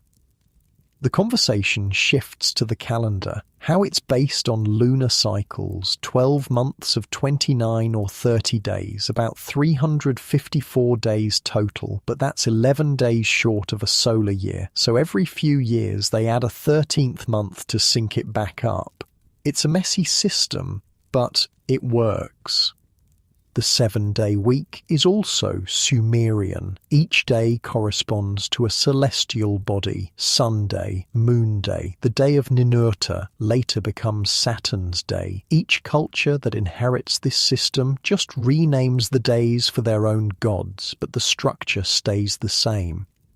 You're sitting here in 3000 BC, listening to educated people casually discuss concepts that will define human civilization for the next 5,000 years. They don't know they're being groundbreaking. To them, it's just solving practical problems. When does the harvest happen? Track the moon. How do we divide labor shifts? Count in 60s. How do we predict disasters? Observe the sky. Simple questions, complex answers, tools and knowledge passed down, refined, improved. Someone breaks out a lyre. Music time. The lyre's a stringed instrument, shaped kind of like a U with strings stretched across. The sound is beautiful, soft and melodic, perfect for evening gatherings. The player starts a song everyone knows. It's about Inanna, the goddess of love and war, about her descent to the underworld. People join in singing. You don't know all the words, but you hum along. Music is huge in Sumer. Drums, flutes, harps, lyres. The wealthy have private musicians. The temple has whole orchestras for ceremonies. Even regular people make music. It's part of life, part of how stories get told and remembered. No written musical notation yet. Everything's memorized, passed down teacher to student. Variations emerge, songs evolve, but the core melodies persist. The beer jar makes another round. You take your turn drinking through the communal straw. The beer's good tonight. Sweet, thick, filling. You can taste the barley and dates used in brewing. Beer brewing is an art in Sumer. The goddess Ninkasi, lady who fills the mouth, oversees it. There's literally a hymn to her that doubles as a brewing recipe. Singers perform it during festivals, describing each step, how to prepare the grain, how to mix it with water and dates, how to ferment it, how to strain it. Religion and practical knowledge intertwined. No hops in the beer, so it's not bitter. More like liquid bread, nutritious enough to count as a meal. Safer than water because the brewing process kills bacteria. Everyone drinks it, kids, adults, elders. It's not about getting drunk, though that happens. It's about hydration and nutrition. The gathering continues into the night. More music, more conversation. Someone tells a story about the Great Flood, how the god Enki warned one man to build a boat, how he loaded it with animals and plants, how everything else drowned, how life started over. It's a story everyone knows, gets told and retold. Details change depending on who's telling it, but the core stays the same. Gods got angry. Flood happened. Humanity survived by being clever and lucky. Eventually, people start drifting home. You do the same, walking through dark streets under brilliant stars. No streetlights, no light pollution, just starlight and the occasional oil lamp in a window. Back home, your family's already asleep. You find your spot on the reed mat. Lie down. The familiar ridges press into your back. The air's cool now, almost cold. You pull a wool blanket over yourself. Today, you saw a plough making farming easier, soap making washing possible, dice and games making evenings fun. You heard about mathematics that will outlast empires, about astronomy that maps the cosmos, about music and stories that preserve culture. The Sumerians aren't just surviving, they're creating, inventing, building knowledge that will echo through millennia.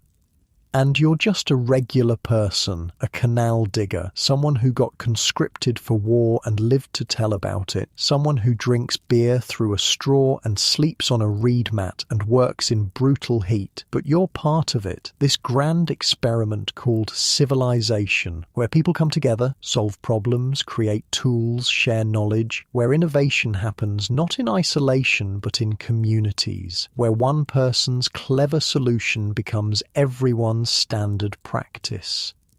It's messy, violent sometimes, unfair often, but it's also genuinely impressive. Unlike your modern bed, your climate control, your instant access to all human knowledge through a device in your pocket, your complete lack of needing to count finger segments to do math. You've got it easier. Way easier.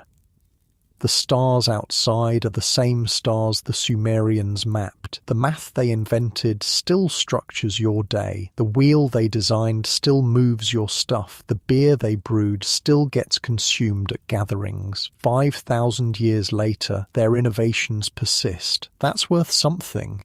You close your eyes. Sleep comes easier tonight. Tomorrow's just canal work. Normal, regular, non-violent canal work. You can handle that. The sounds of the city fade, distant voices, a dog barking, the wind moving through reed walls, peace, brief, temporary, but real. You'll take it. The next few weeks pass without major incidents. Canal work, market trips, evening gatherings, the rhythm of Sumerian life. Then, one morning, the Ensi makes an announcement. There's going to be a trial. A public trial in the ziggurat courtyard. Everyone's encouraged to attend. Someone stole grain from the temple storehouse, got caught. Now they're facing justice. Sumerian justice, which is, let's call it, straightforward. The trial happens at midday, because apparently the best time to render judgment is when it's 115 degrees, and everyone's miserable. The courtyard's packed. Trials are entertainment. Better than nothing to do. Plus, there's always the chance someone gets executed, which, grim as it sounds, people find compelling. The accused is brought forward, a young guy, maybe 20, skinny, scared. His hands are bound with rope. Guards flank him. The Ensi sits on a raised platform. He's wearing his official robes, the fancy ones with the fringe and embroidery. Next to him are the Council of Elders, respected older men who help make decisions, and a scribe to record everything on a clay tablet. The accusation is read aloud. The guy stole 3 sacks of barley from the temple. That's a lot, enough to feed a family for a month. The accused doesn't deny it, can't, really. He was caught literally carrying the grain out of the storehouse. Why did you do it? The Ensi asks. My family was starving. The rations weren't enough. My children were crying from hunger. True or not, it doesn't matter. Theft is theft. The law is clear. Here's the thing about Sumerian law codes. They're written down, carved in stone, public. Everyone can see them. Well, everyone who can read, which isn't many people. But the point stands. The laws exist. They're not just whatever the ruler feels like that day. The laws cover everything. Theft, murder, assault, property disputes, divorce, inheritance, business contracts, even stuff like, if your ox gores someone's ox, here's what you owe them. Super specific. The punishments are equally specific and harsh, really harsh. For stealing temple grain, the punishment is mutilation. They cut off your hand. The hand that stole seems symbolic to them, seems horrifying to everyone else. The guy starts begging, pleading. His family needs him. He can work. He can repay the grain. Please, mercy. The Council of Elders confers, whispers. The Ensi listens. Then he announces the verdict. Guilty. The punishment is 10 years of temple service. Wait, what? Instead of cutting off his hand, they're making him a temple slave. He'll work off the debt, 10 years of labour. His family will receive minimal rations during that time. It's harsh but not mutilating. The crowd murmurs. Some people seem disappointed. No blood today. The guy's led away. Relief and despair mixed on his face. He gets to keep his hand. He loses his freedom for a decade.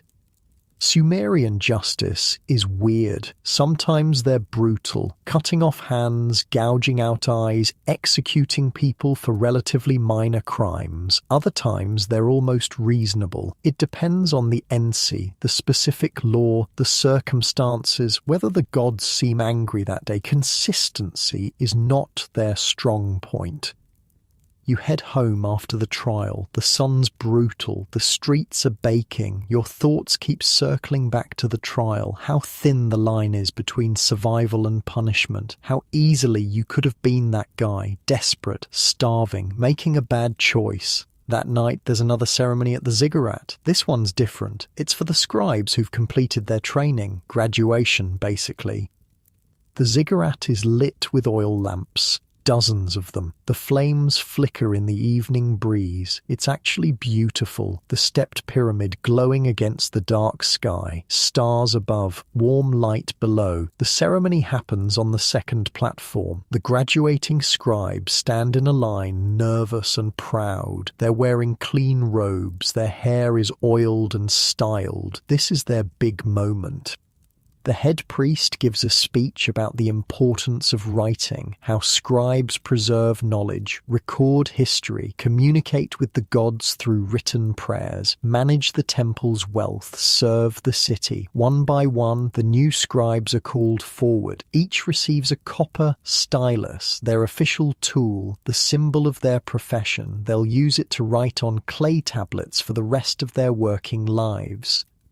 Each scribe has to demonstrate their skill. They're given a fresh clay tablet and asked to write a passage, something religious, usually, a hymn to Inanna or a prayer to Enlil. You watch one kid write. His hand is steady. The cuneiform signs are clean and precise. Years of practice show.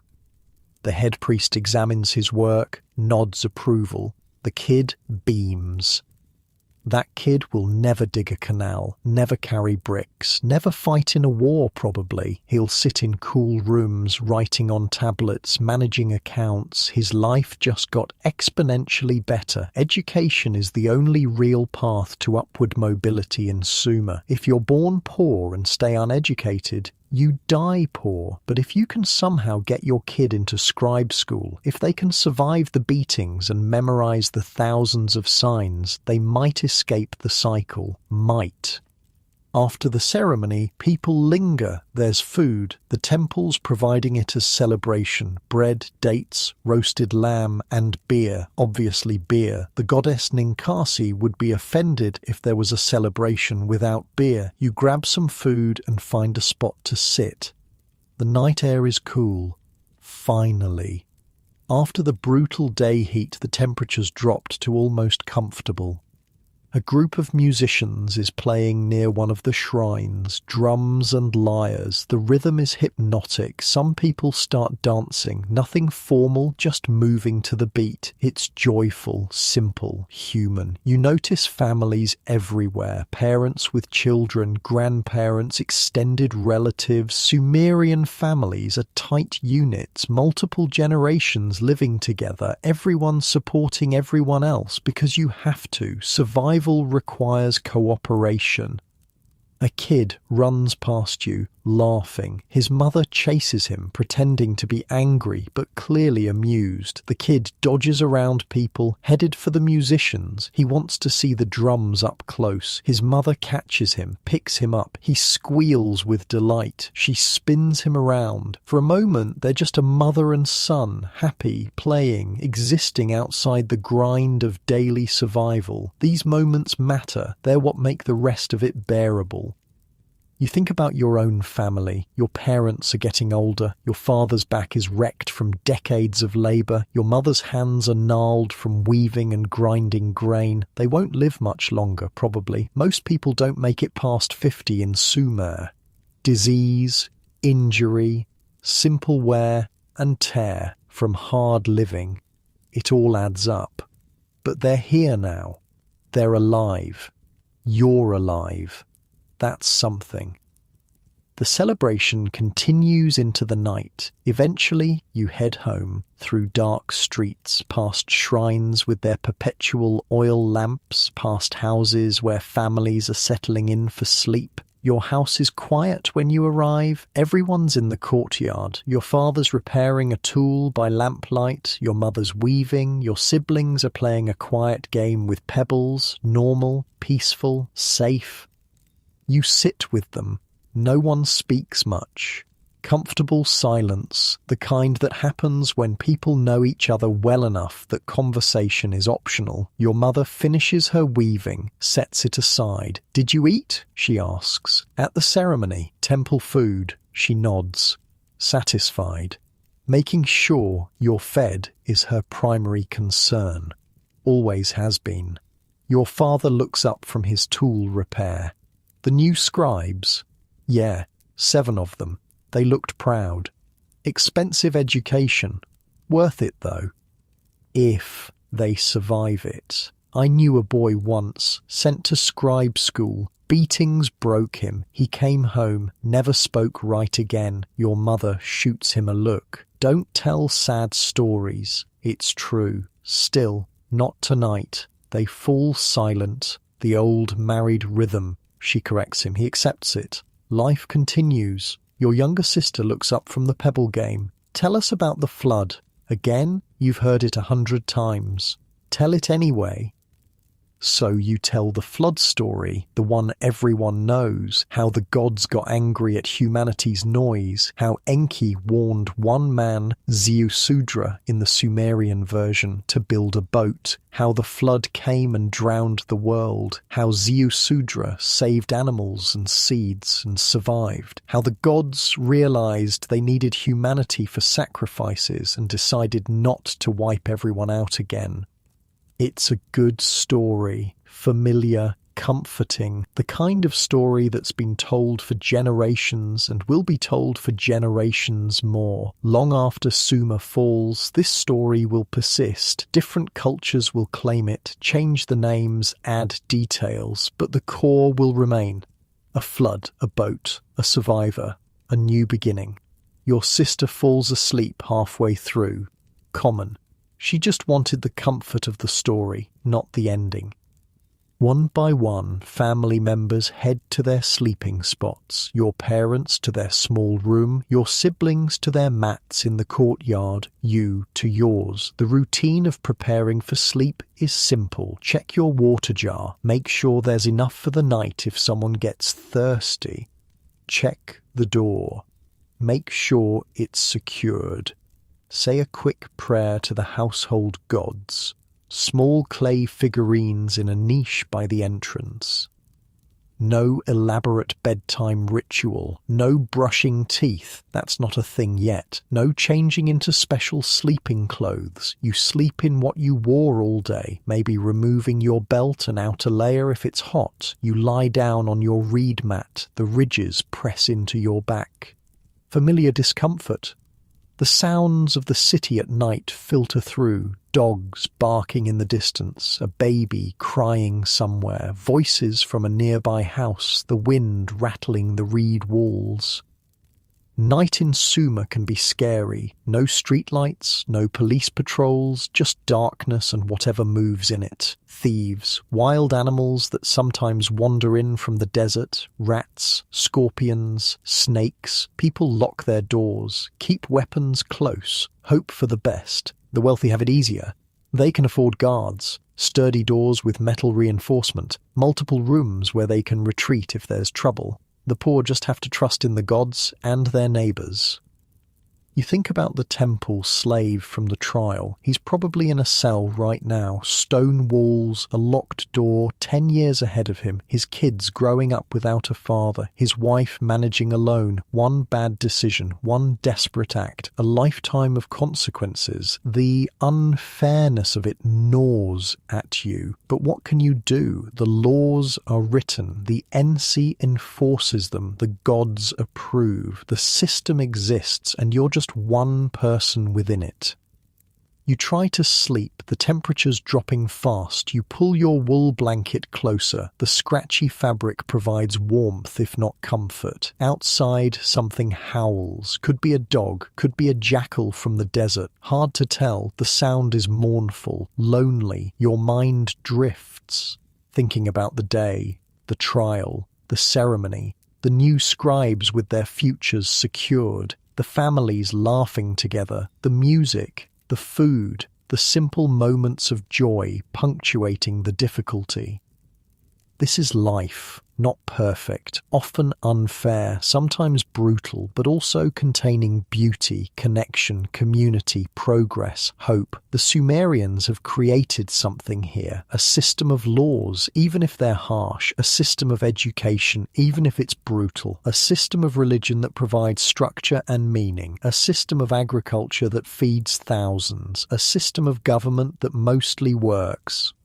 It's not ideal. You wouldn't choose it, but it's something. It's civilization in its earliest form, messy and imperfect and trying. Your breathing slows. Sleep comes closer. The sounds of the night fade. Tomorrow will be another day. More canal work, more heat, more survival. But also more moments of connection, more small joys, more evidence that humans can work together, create together, live together, even when it's hard, especially when it's hard. Your eyes close, the reed mat beneath you, the wool blanket above you, your family sleeping nearby, the city walls keeping most dangers out, the stars wheeling overhead in their predictable patterns. Safe enough. For tonight, and in ancient Sumer, safe enough is all you really get. Unlike your actual bed, your soft mattress, your locked doors with actual police you can call, your climate control and your refrigerator full of food and your complete lack of fear about scorpions in your sleeping area, you've got it so much better. Remember that when you're complaining about your Wi-Fi being slow or your coffee being slightly wrong, the Sumerians would trade places with you in a heartbeat, every single one of them. The darkness deepens, sleep takes over, the city quiets, the night passes, and somewhere, on clay tablets that will survive for thousands of years, scribes are recording today's events, the trial, the ceremony, the grain accounts, the astronomical observations, the prayers, writing down civilization, preserving it, passing it forward to us. 5,000 years later, still reading their words, still using their inventions, still counting in their number system, still telling their stories. They survive through what they created, and you're part of that continuity, from their clay tablets to your screen, from their canals to your plumbing, from their struggles to your comfort, connected. Things change, not overnight, but over years, decades. You notice it gradually, the way power shifts, the way cities rise and fall, the way the world you knew stops being the world that exists. It starts with Akkad. The Akkadians live north of Sumer, different language, different customs, but close enough that there's been mixing for generations, trade, marriages, cultural exchange. You've known Akkadian people your whole life. They're not foreign exactly, more like cousins you don't particularly like, but can't avoid at family gatherings. Then this guy Sargon shows up and everything goes sideways. The story of Sargon is wild, even by ancient standards. According to the legends, and yeah, some of this is probably made up, his mother was a priestess, high-ranking temple official. She got pregnant, which was a problem because priestesses weren't supposed to do that. So she put baby Sargon in a reed basket, sealed it with bitumen, set it adrift on the Euphrates River. Sound familiar? Yeah, that basket baby in the river story shows up a lot. Moses does it later. It's almost like it's a template for this person is destined for greatness origin stories. Anyway, a gardener finds the basket, raises Sargon. The kid grows up, ends up working at the court of Kish as a cupbearer. Basically the guy who serves the king his drinks. Not glamorous, but it gets you close to power. Then Sargon overthrows the king. Just takes over, seizes power, crowns himself, and instead of staying in Kish, he builds a new capital city, names it Akkad, starts conquering, and he's good at it, really good. Within a few decades, Sargon controls everything, all the Sumerian city-states, your city included. He doesn't destroy them, that would be wasteful. He just makes them swear loyalty, pay tribute, accept Akkadian governors. Your Ensi is still in charge, technically, but there's an Akkadian official standing behind him now, making sure decisions align with Sargon's interests. Your grain surplus, part of it goes to Akkad now. Your soldiers, they can be called up to fight in Sargon's wars. Your autonomy? Gone. This is what empire looks like. Sargon doesn't stop with Sumer. He pushes west into Syria, destroys the powerful kingdom of Ebla, pushes east into Elam, captures their capital Susa. His domain stretches from the Persian Gulf to the Mediterranean Sea, from the Zagros Mountains to the edges of Anatolia. It's the first known empire in human history. Multiple regions, multiple cultures, multiple languages, all under one ruler. Sargon appoints governors, stations garrisons of troops in conquered territories, sets up a postal system so messages can travel quickly across his empire, creates trade routes, standardizes weights and measures, builds roads. It's organized, efficient, impressive. It's also brutal. Cities that resist get razed. Populations that rebel get enslaved. Sargon doesn't mess around. The message is clear: submit or die. Most people submit. Your city throws a feast when Sargon visits. The Lugal and Ensi bow, kiss his feet, offer gifts, grain, silver, crafted goods. Sargon accepts graciously, gives a speech about unity and prosperity. Everyone applauds. Behind the smiles, there's fear. This man controls armies, controls trade, controls food distribution. Anger him and your city starves. So you smile, you cheer, you pretend this is fine. Sargon dies eventually. Old age. His empire passes to his sons, then to his grandson Naram-Sin. And Naram-Sin is somehow even more ambitious. He declares himself a living god, not a representative of the gods, not blessed by the gods, an actual god. Puts a horned crown on his head, the symbol of divinity, and demands worship. The priests are horrified. This is blasphemy. The gods will be furious. Divine punishment is coming. Naram-Sin doesn't care. He crushes rebellions in Sumer and Syria, adopts the title King of the Four Corners of the World, builds monuments to himself, has his victories carved in stone. The Akkadian Empire reaches its peak under him. Trade flourishes, art and architecture bloom, cities grow wealthy. If you're part of the system, if you benefit from the stability and trade networks, life improves, but empires don't last. The first sign of trouble comes from the east. Raiders from the Zagros Mountains. Tribal people the Akkadians call Gutians. They're mountain dwellers, herders, warriors, and they're hungry. At first, it's just raids, quick strikes on border settlements. Steal some grain, some livestock, disappear back into the mountains. Annoying, but manageable. Then the raids get bigger, bolder. Whole villages get hit. Caravans get attacked. Trade routes become dangerous.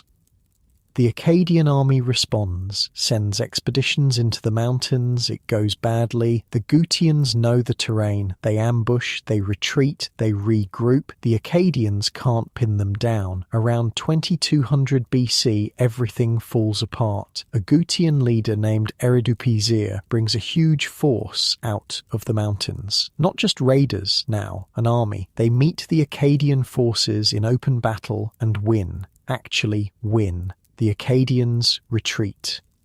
Eridupizir captures Nippur, the sacred city, the religious heart of Sumer. It's a catastrophe. He has his victory carved into stone right there in Nippur, a permanent reminder that the Akkadians lost. The empire starts crumbling. Governors in distant provinces stop sending tribute. Local rulers declare independence. The center can't hold.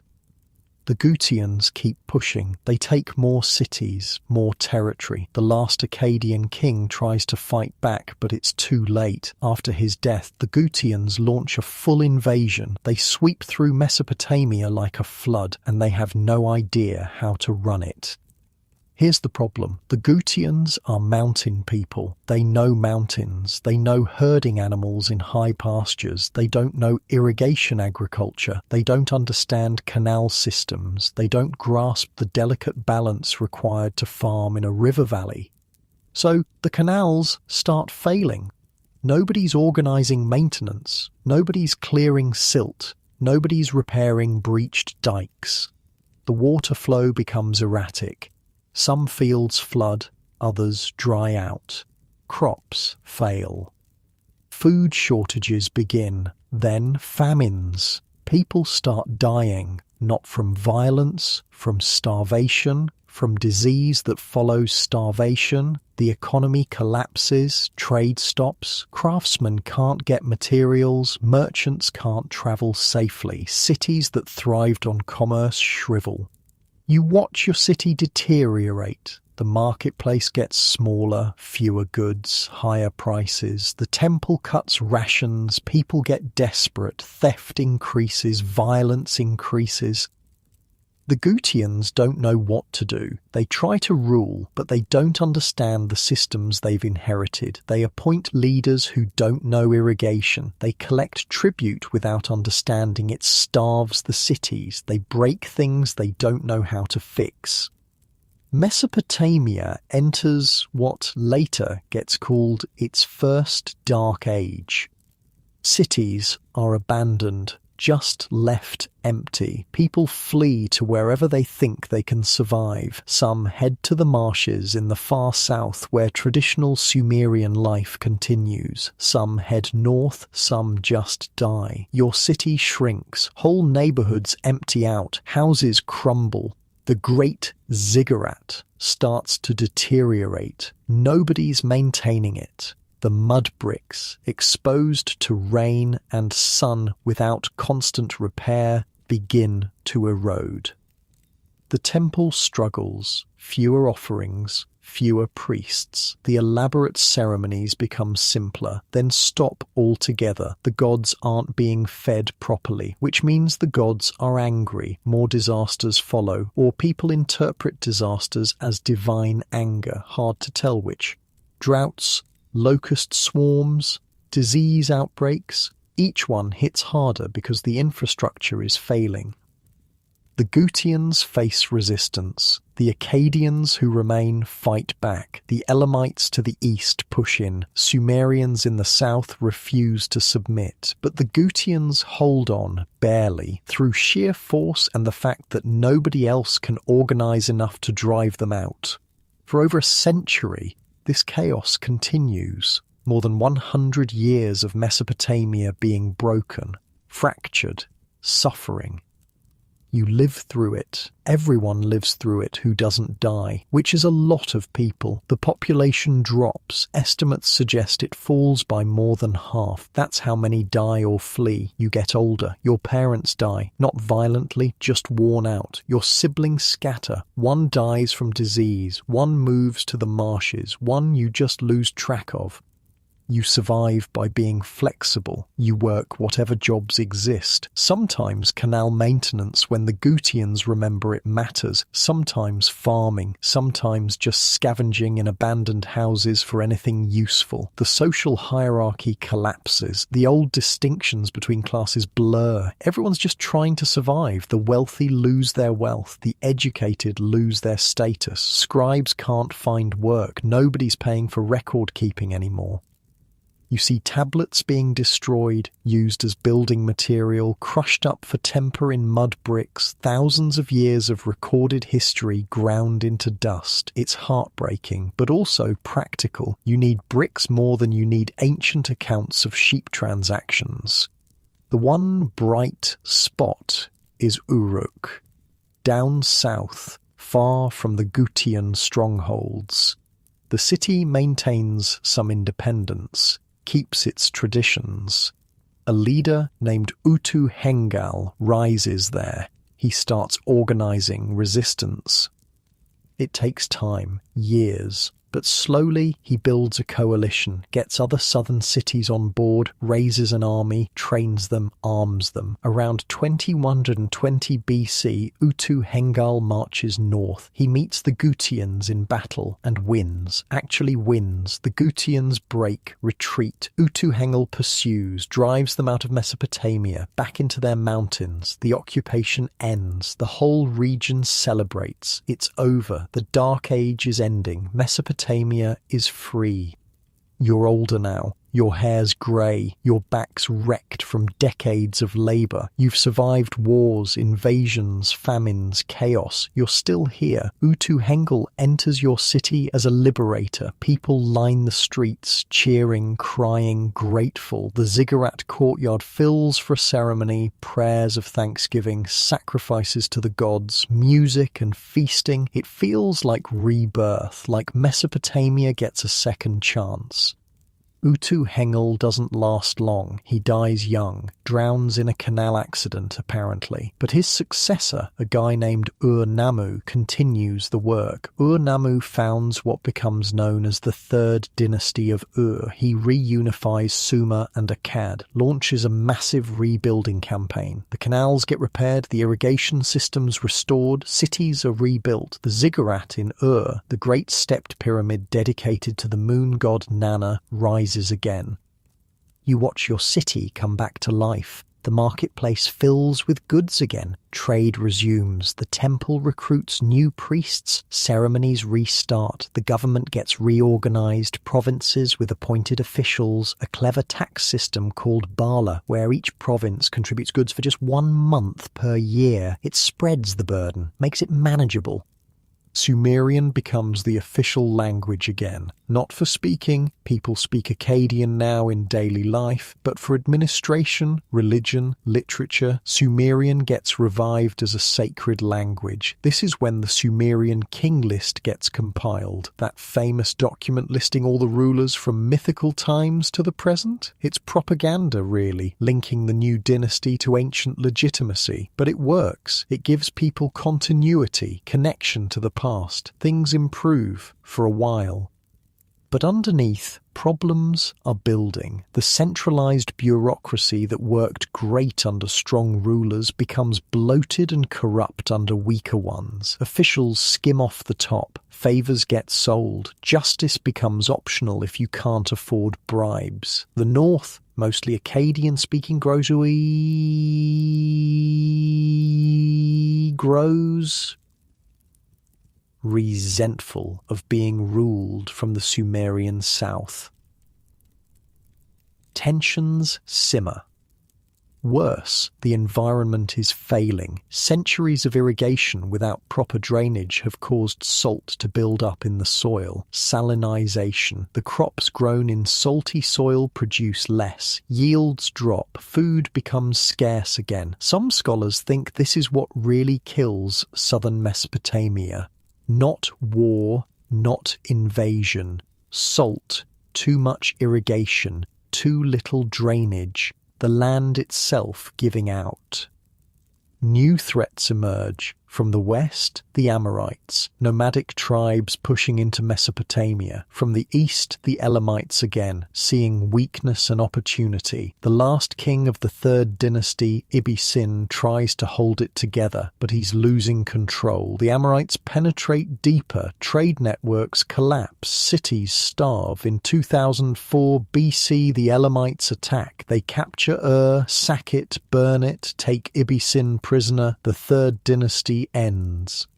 A poem survives from this time, The Lament for Ur. It's devastating, describes the gods abandoning the city, the walls being breached, the temple being destroyed, mothers fleeing with children, bodies in the streets. On its lofty city gates where walks were taken, dead bodies were lying about. On its boulevards where festivals were celebrated, heads lay scattered. In all its streets where walks were taken, dead bodies were lying about. The era of Sumerian statehood ends. Mesopotamia splinters into smaller kingdoms, many ruled by Amorite dynasties. Power shifts north to cities like Babylon. Sumerian stops being spoken in daily life. It survives only in temples and schools, a sacred language for rituals and scholarship, like Latin in medieval Europe.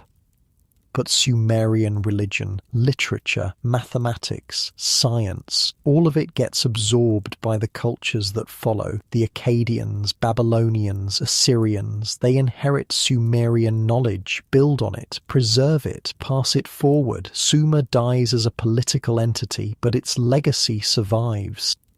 You won't see the end. You die before 2004 BC. Old age, surrounded by family in a rebuilt house in a restored city. You die thinking civilization survived, that the Dark Age was an aberration, that Sumer will last forever. You're wrong, but you die happy. And in ancient Sumer, dying happy is an achievement. Unlike your warm bed right now, your stable government, your functioning infrastructure, your complete lack of dealing with mountain invaders who don't understand irrigation. You've got it so good you can't even imagine the alternative. The Sumerians lived the alternative. For over a century, they lived through civilization collapsing, through systems failing, through knowledge being lost, and they rebuilt. They tried, they survived as long as they could. That's worth something. That resilience, that determination to continue despite everything. They didn't quit. They kept going right up until the very end. And what they created, the writing, the math, the inventions, the stories, outlasted them by thousands of years, outlasted them all the way to you, reading their words, using their tools, living in a world they helped build, connected across 5,000 years. So Sumer ends, not with a bang, more like a slow fade. After 2004 BC, there's no Sumerian state anymore, no Sumerian kings. The language stops being spoken on the streets. The culture gets absorbed into the broader Mesopotamian world. But here's the wild part. Sumer doesn't really die. It just transforms. The Babylonians take over. They're Amorites who've been living in Mesopotamia long enough to pick up the local customs. Their greatest king, Hammurabi, rules around 1750 BC. You've probably heard of him. The law code guy, Hammurabi's famous Code of Laws, is basically Sumerian law with updates. The Sumerians had legal codes first, written down, public. Hammurabi just refined the system, made it more comprehensive, carved it on a giant stone pillar so everyone could see. Well, everyone who could read Akkadian, which wasn't many people, but the principle mattered. The laws themselves sound familiar if you know Sumerian codes. Punishments for theft, rules about property, regulations for business, standards for medical practice. If a surgeon operates and the patient dies, the surgeon loses his hand. Harsh, but specific. That's Sumerian influence, that idea that law should be written, public, consistent, that justice shouldn't just be whatever the king feels like that day. The Babylonians also keep the Sumerian number system, base 60. They use it for everything: astronomy, mathematics, commerce. The same finger-counting method Sumerians developed becomes the standard across Mesopotamia for centuries.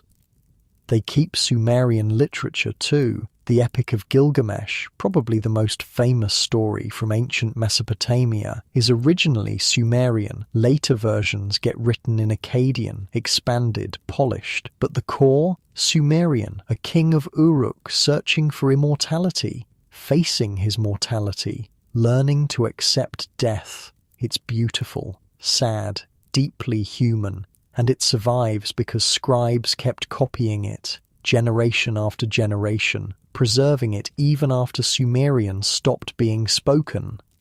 The Assyrians come next, brutal warriors from the north. They build an empire that makes Sargons look small. They conquer Egypt, Anatolia, the Levant. They're famous for their cruelty. They brag about it in their inscriptions, flaying enemies alive, impaling them on stakes. Mass deportations. But you know what they also do? They collect Sumerian texts. King Ashurbanipal of Assyria, around 650 BC, builds a massive library in Nineveh. He sends scribes across Mesopotamia to find and copy ancient texts, Sumerian literature, scientific treatises, medical knowledge, mathematical tablets, astronomical observations. He wants to preserve everything. And he does. His library contains thousands of tablets. When archaeologists excavated Nineveh in the 1800s, they found it all, still there, still readable, after 2,600 years. That's how we know so much about the Sumerians. Because an Assyrian king, 1,500 years after Sumer fell, decided their knowledge was worth saving. The Persians conquer Mesopotamia in 539 BC. They keep the cuneiform writing system. They keep the administrative methods. They keep the mathematical and astronomical traditions. The Greeks come next, following Alexander the Great in 330 BC. They're fascinated by Mesopotamian astronomy. They learn from Babylonian star charts. They adopt the Sumerian division of circles into 360 degrees. They take the sexagesimal system for measuring time and angles. The Romans inherit it from the Greeks. Medieval scholars inherit it from the Romans. And now, here you are, 5,000 years after Sumer, still dividing hours into 60 minutes and minutes into 60 seconds because some ancient Mesopotamians liked counting on their finger segments. Wild, right? The wheel, still using it. The plough, modern farming equipment is just fancy ploughs. Beer, still drinking it, though now with hops. Soap, still washing with it. Writing, you're literally reading Sumerian legacy right now. Even the idea of cities, of civilization itself, of people living together in large numbers, specializing in different jobs, creating art and literature and science, that's Sumerian. They did it first. They figured out how to make it work. Not perfectly. They had slavery, brutal wars, massive inequality, environmental destruction from over-irrigation, a religious system based on fear, leaders who abused power, but they also had poetry, music, mathematics, astronomy, law codes, schools, libraries, public ceremonies, community gatherings, families who loved each other, people who created beautiful things, thinkers who asked big questions. They were human, fully, completely human, with all the good and bad that implies. And you're connected to them through the tools they invented, the knowledge they discovered, the systems they created, the stories they told. When you check the time on your phone, 60 seconds, 60 minutes, 24 hours, you're using Sumerian math. When you read anything, books, texts, signs, you're using a descendant of their cuneiform. When you follow laws, attend school, go to work at a specialized job, live in a city, you're participating in structures they pioneered. When you look at the stars and know their patterns, when you calculate areas and volumes, when you drink beer at a gathering, you're echoing Sumerian practices. They're not gone, not really. They're just transformed, absorbed, integrated into everything that came after. You, lying in your comfortable bed right now, are part of that continuity. Part of the long chain of human civilization that started in southern Mesopotamia 6,000 years ago. Think about the distance between you and them. They slept on reed mats that left ridges in their backs. You sleep on a mattress engineered for comfort. They rationed water carefully, drank from clay jars, worried constantly about supply. You have unlimited clean water from a tap. They ate barley and onions every day, with occasional fish or dates if they were lucky. You have a refrigerator full of options from around the world. They worked in 120-degree heat with no protection. You have climate control. They faced diseases with no understanding of germs, no antibiotics, no modern medicine. A cut could kill you. Childbirth was a death sentence for many women. You have hospitals, doctors, vaccines. They lived under the constant threat of war, invasion, starvation, divine punishment. You have stability, security, safety nets. They died young. Average life expectancy maybe 30 or 40 years if you were lucky. You'll probably live twice that long. The gap between their daily reality and yours is enormous, staggering, almost incomprehensible, and yet they survived. They created, they built, they thought, they loved, they tried. In the face of brutal conditions, they made beauty. In the face of uncertainty, they made knowledge. In the face of mortality, they made things that would outlast them. The ziggurat of Ur still stands, eroded, damaged, but there. You can visit it. You can climb the same steps Sumerian priests climbed 4,000 years ago. The tablets survive, hundreds of thousands of them, in museums, in collections, being studied, translated, revealing more about Sumerian life every year. The innovations persist, the ideas continue, the legacy lives. They succeeded, not in the way they imagined. They thought their cities would last forever, that their gods would always be worshipped, that Sumer would endure. But they succeeded in a deeper way. They contributed to the great human project, the ongoing effort to understand the world, to create meaning, to build something larger than individual lives. Every scribe who carefully pressed cuneiform into clay, every farmer who improved irrigation techniques, every mathematician who solved a new problem, every musician who composed a song, every parent who taught their child, every person who got up each morning and tried to make their corner of the world a little better, they all contributed, they all mattered, their efforts accumulated into civilization. And that continues, through you, through everyone alive now, taking what came before, adding to it, passing it forward. You're not separate from the Sumerians, you're downstream from them, connected by an unbroken chain of human effort spanning millennia. So when you feel stressed about your problems, your work, your relationships, your struggles, remember the Sumerians. They dealt with so much worse, and they kept going. When you feel grateful for your comforts, your bed, your food, your safety, remember the Sumerians. They would be amazed by what you have, literally amazed. You live like their kings couldn't even imagine. When you feel small and insignificant, remember the Sumerians. Individual people whose names we'll never know, whose lives seemed ordinary to them, contributed to something vast and enduring. You're part of that too. Your life matters. Your efforts contribute. Your existence is part of the ongoing human story. The Sumerians started something. You're continuing it. Others will follow you. The chain continues. So rest now in your comfortable bed, your safe room, your peaceful night. Feel the mattress beneath you, soft, supportive, nothing like a reed mat. Feel the blanket, warm, clean, nothing like scratchy wool. Feel the security, the walls, the locks, the absence of threats. Breathe deeply. Clean air, controlled temperature, no dust storms, no searing heat. Your stomach's full, your thirst is quenched, your body's safe, your future's relatively secure. You're okay, more than okay. You're blessed with comforts the Sumerians couldn't conceive of.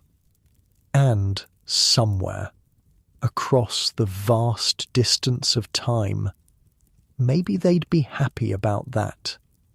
Happy that humanity got here, that their efforts and sacrifices contributed to a world where people sleep safely, eat well, live long. Maybe they'd be proud of what we built on their foundation, of how far we've come, or maybe they'd just want a soft mattress and a cold drink. Hard to say. Either way, you're here now, safe, comfortable, connected to them through the long chain of human civilization. Rest well, sleep deeply, and maybe tomorrow, when you use their math or benefit from their innovations, think of them kindly. The Sumerians, the first civilization, the ones who started this whole wild journey. They did their part. Now close your eyes and rest in the world their efforts helped create.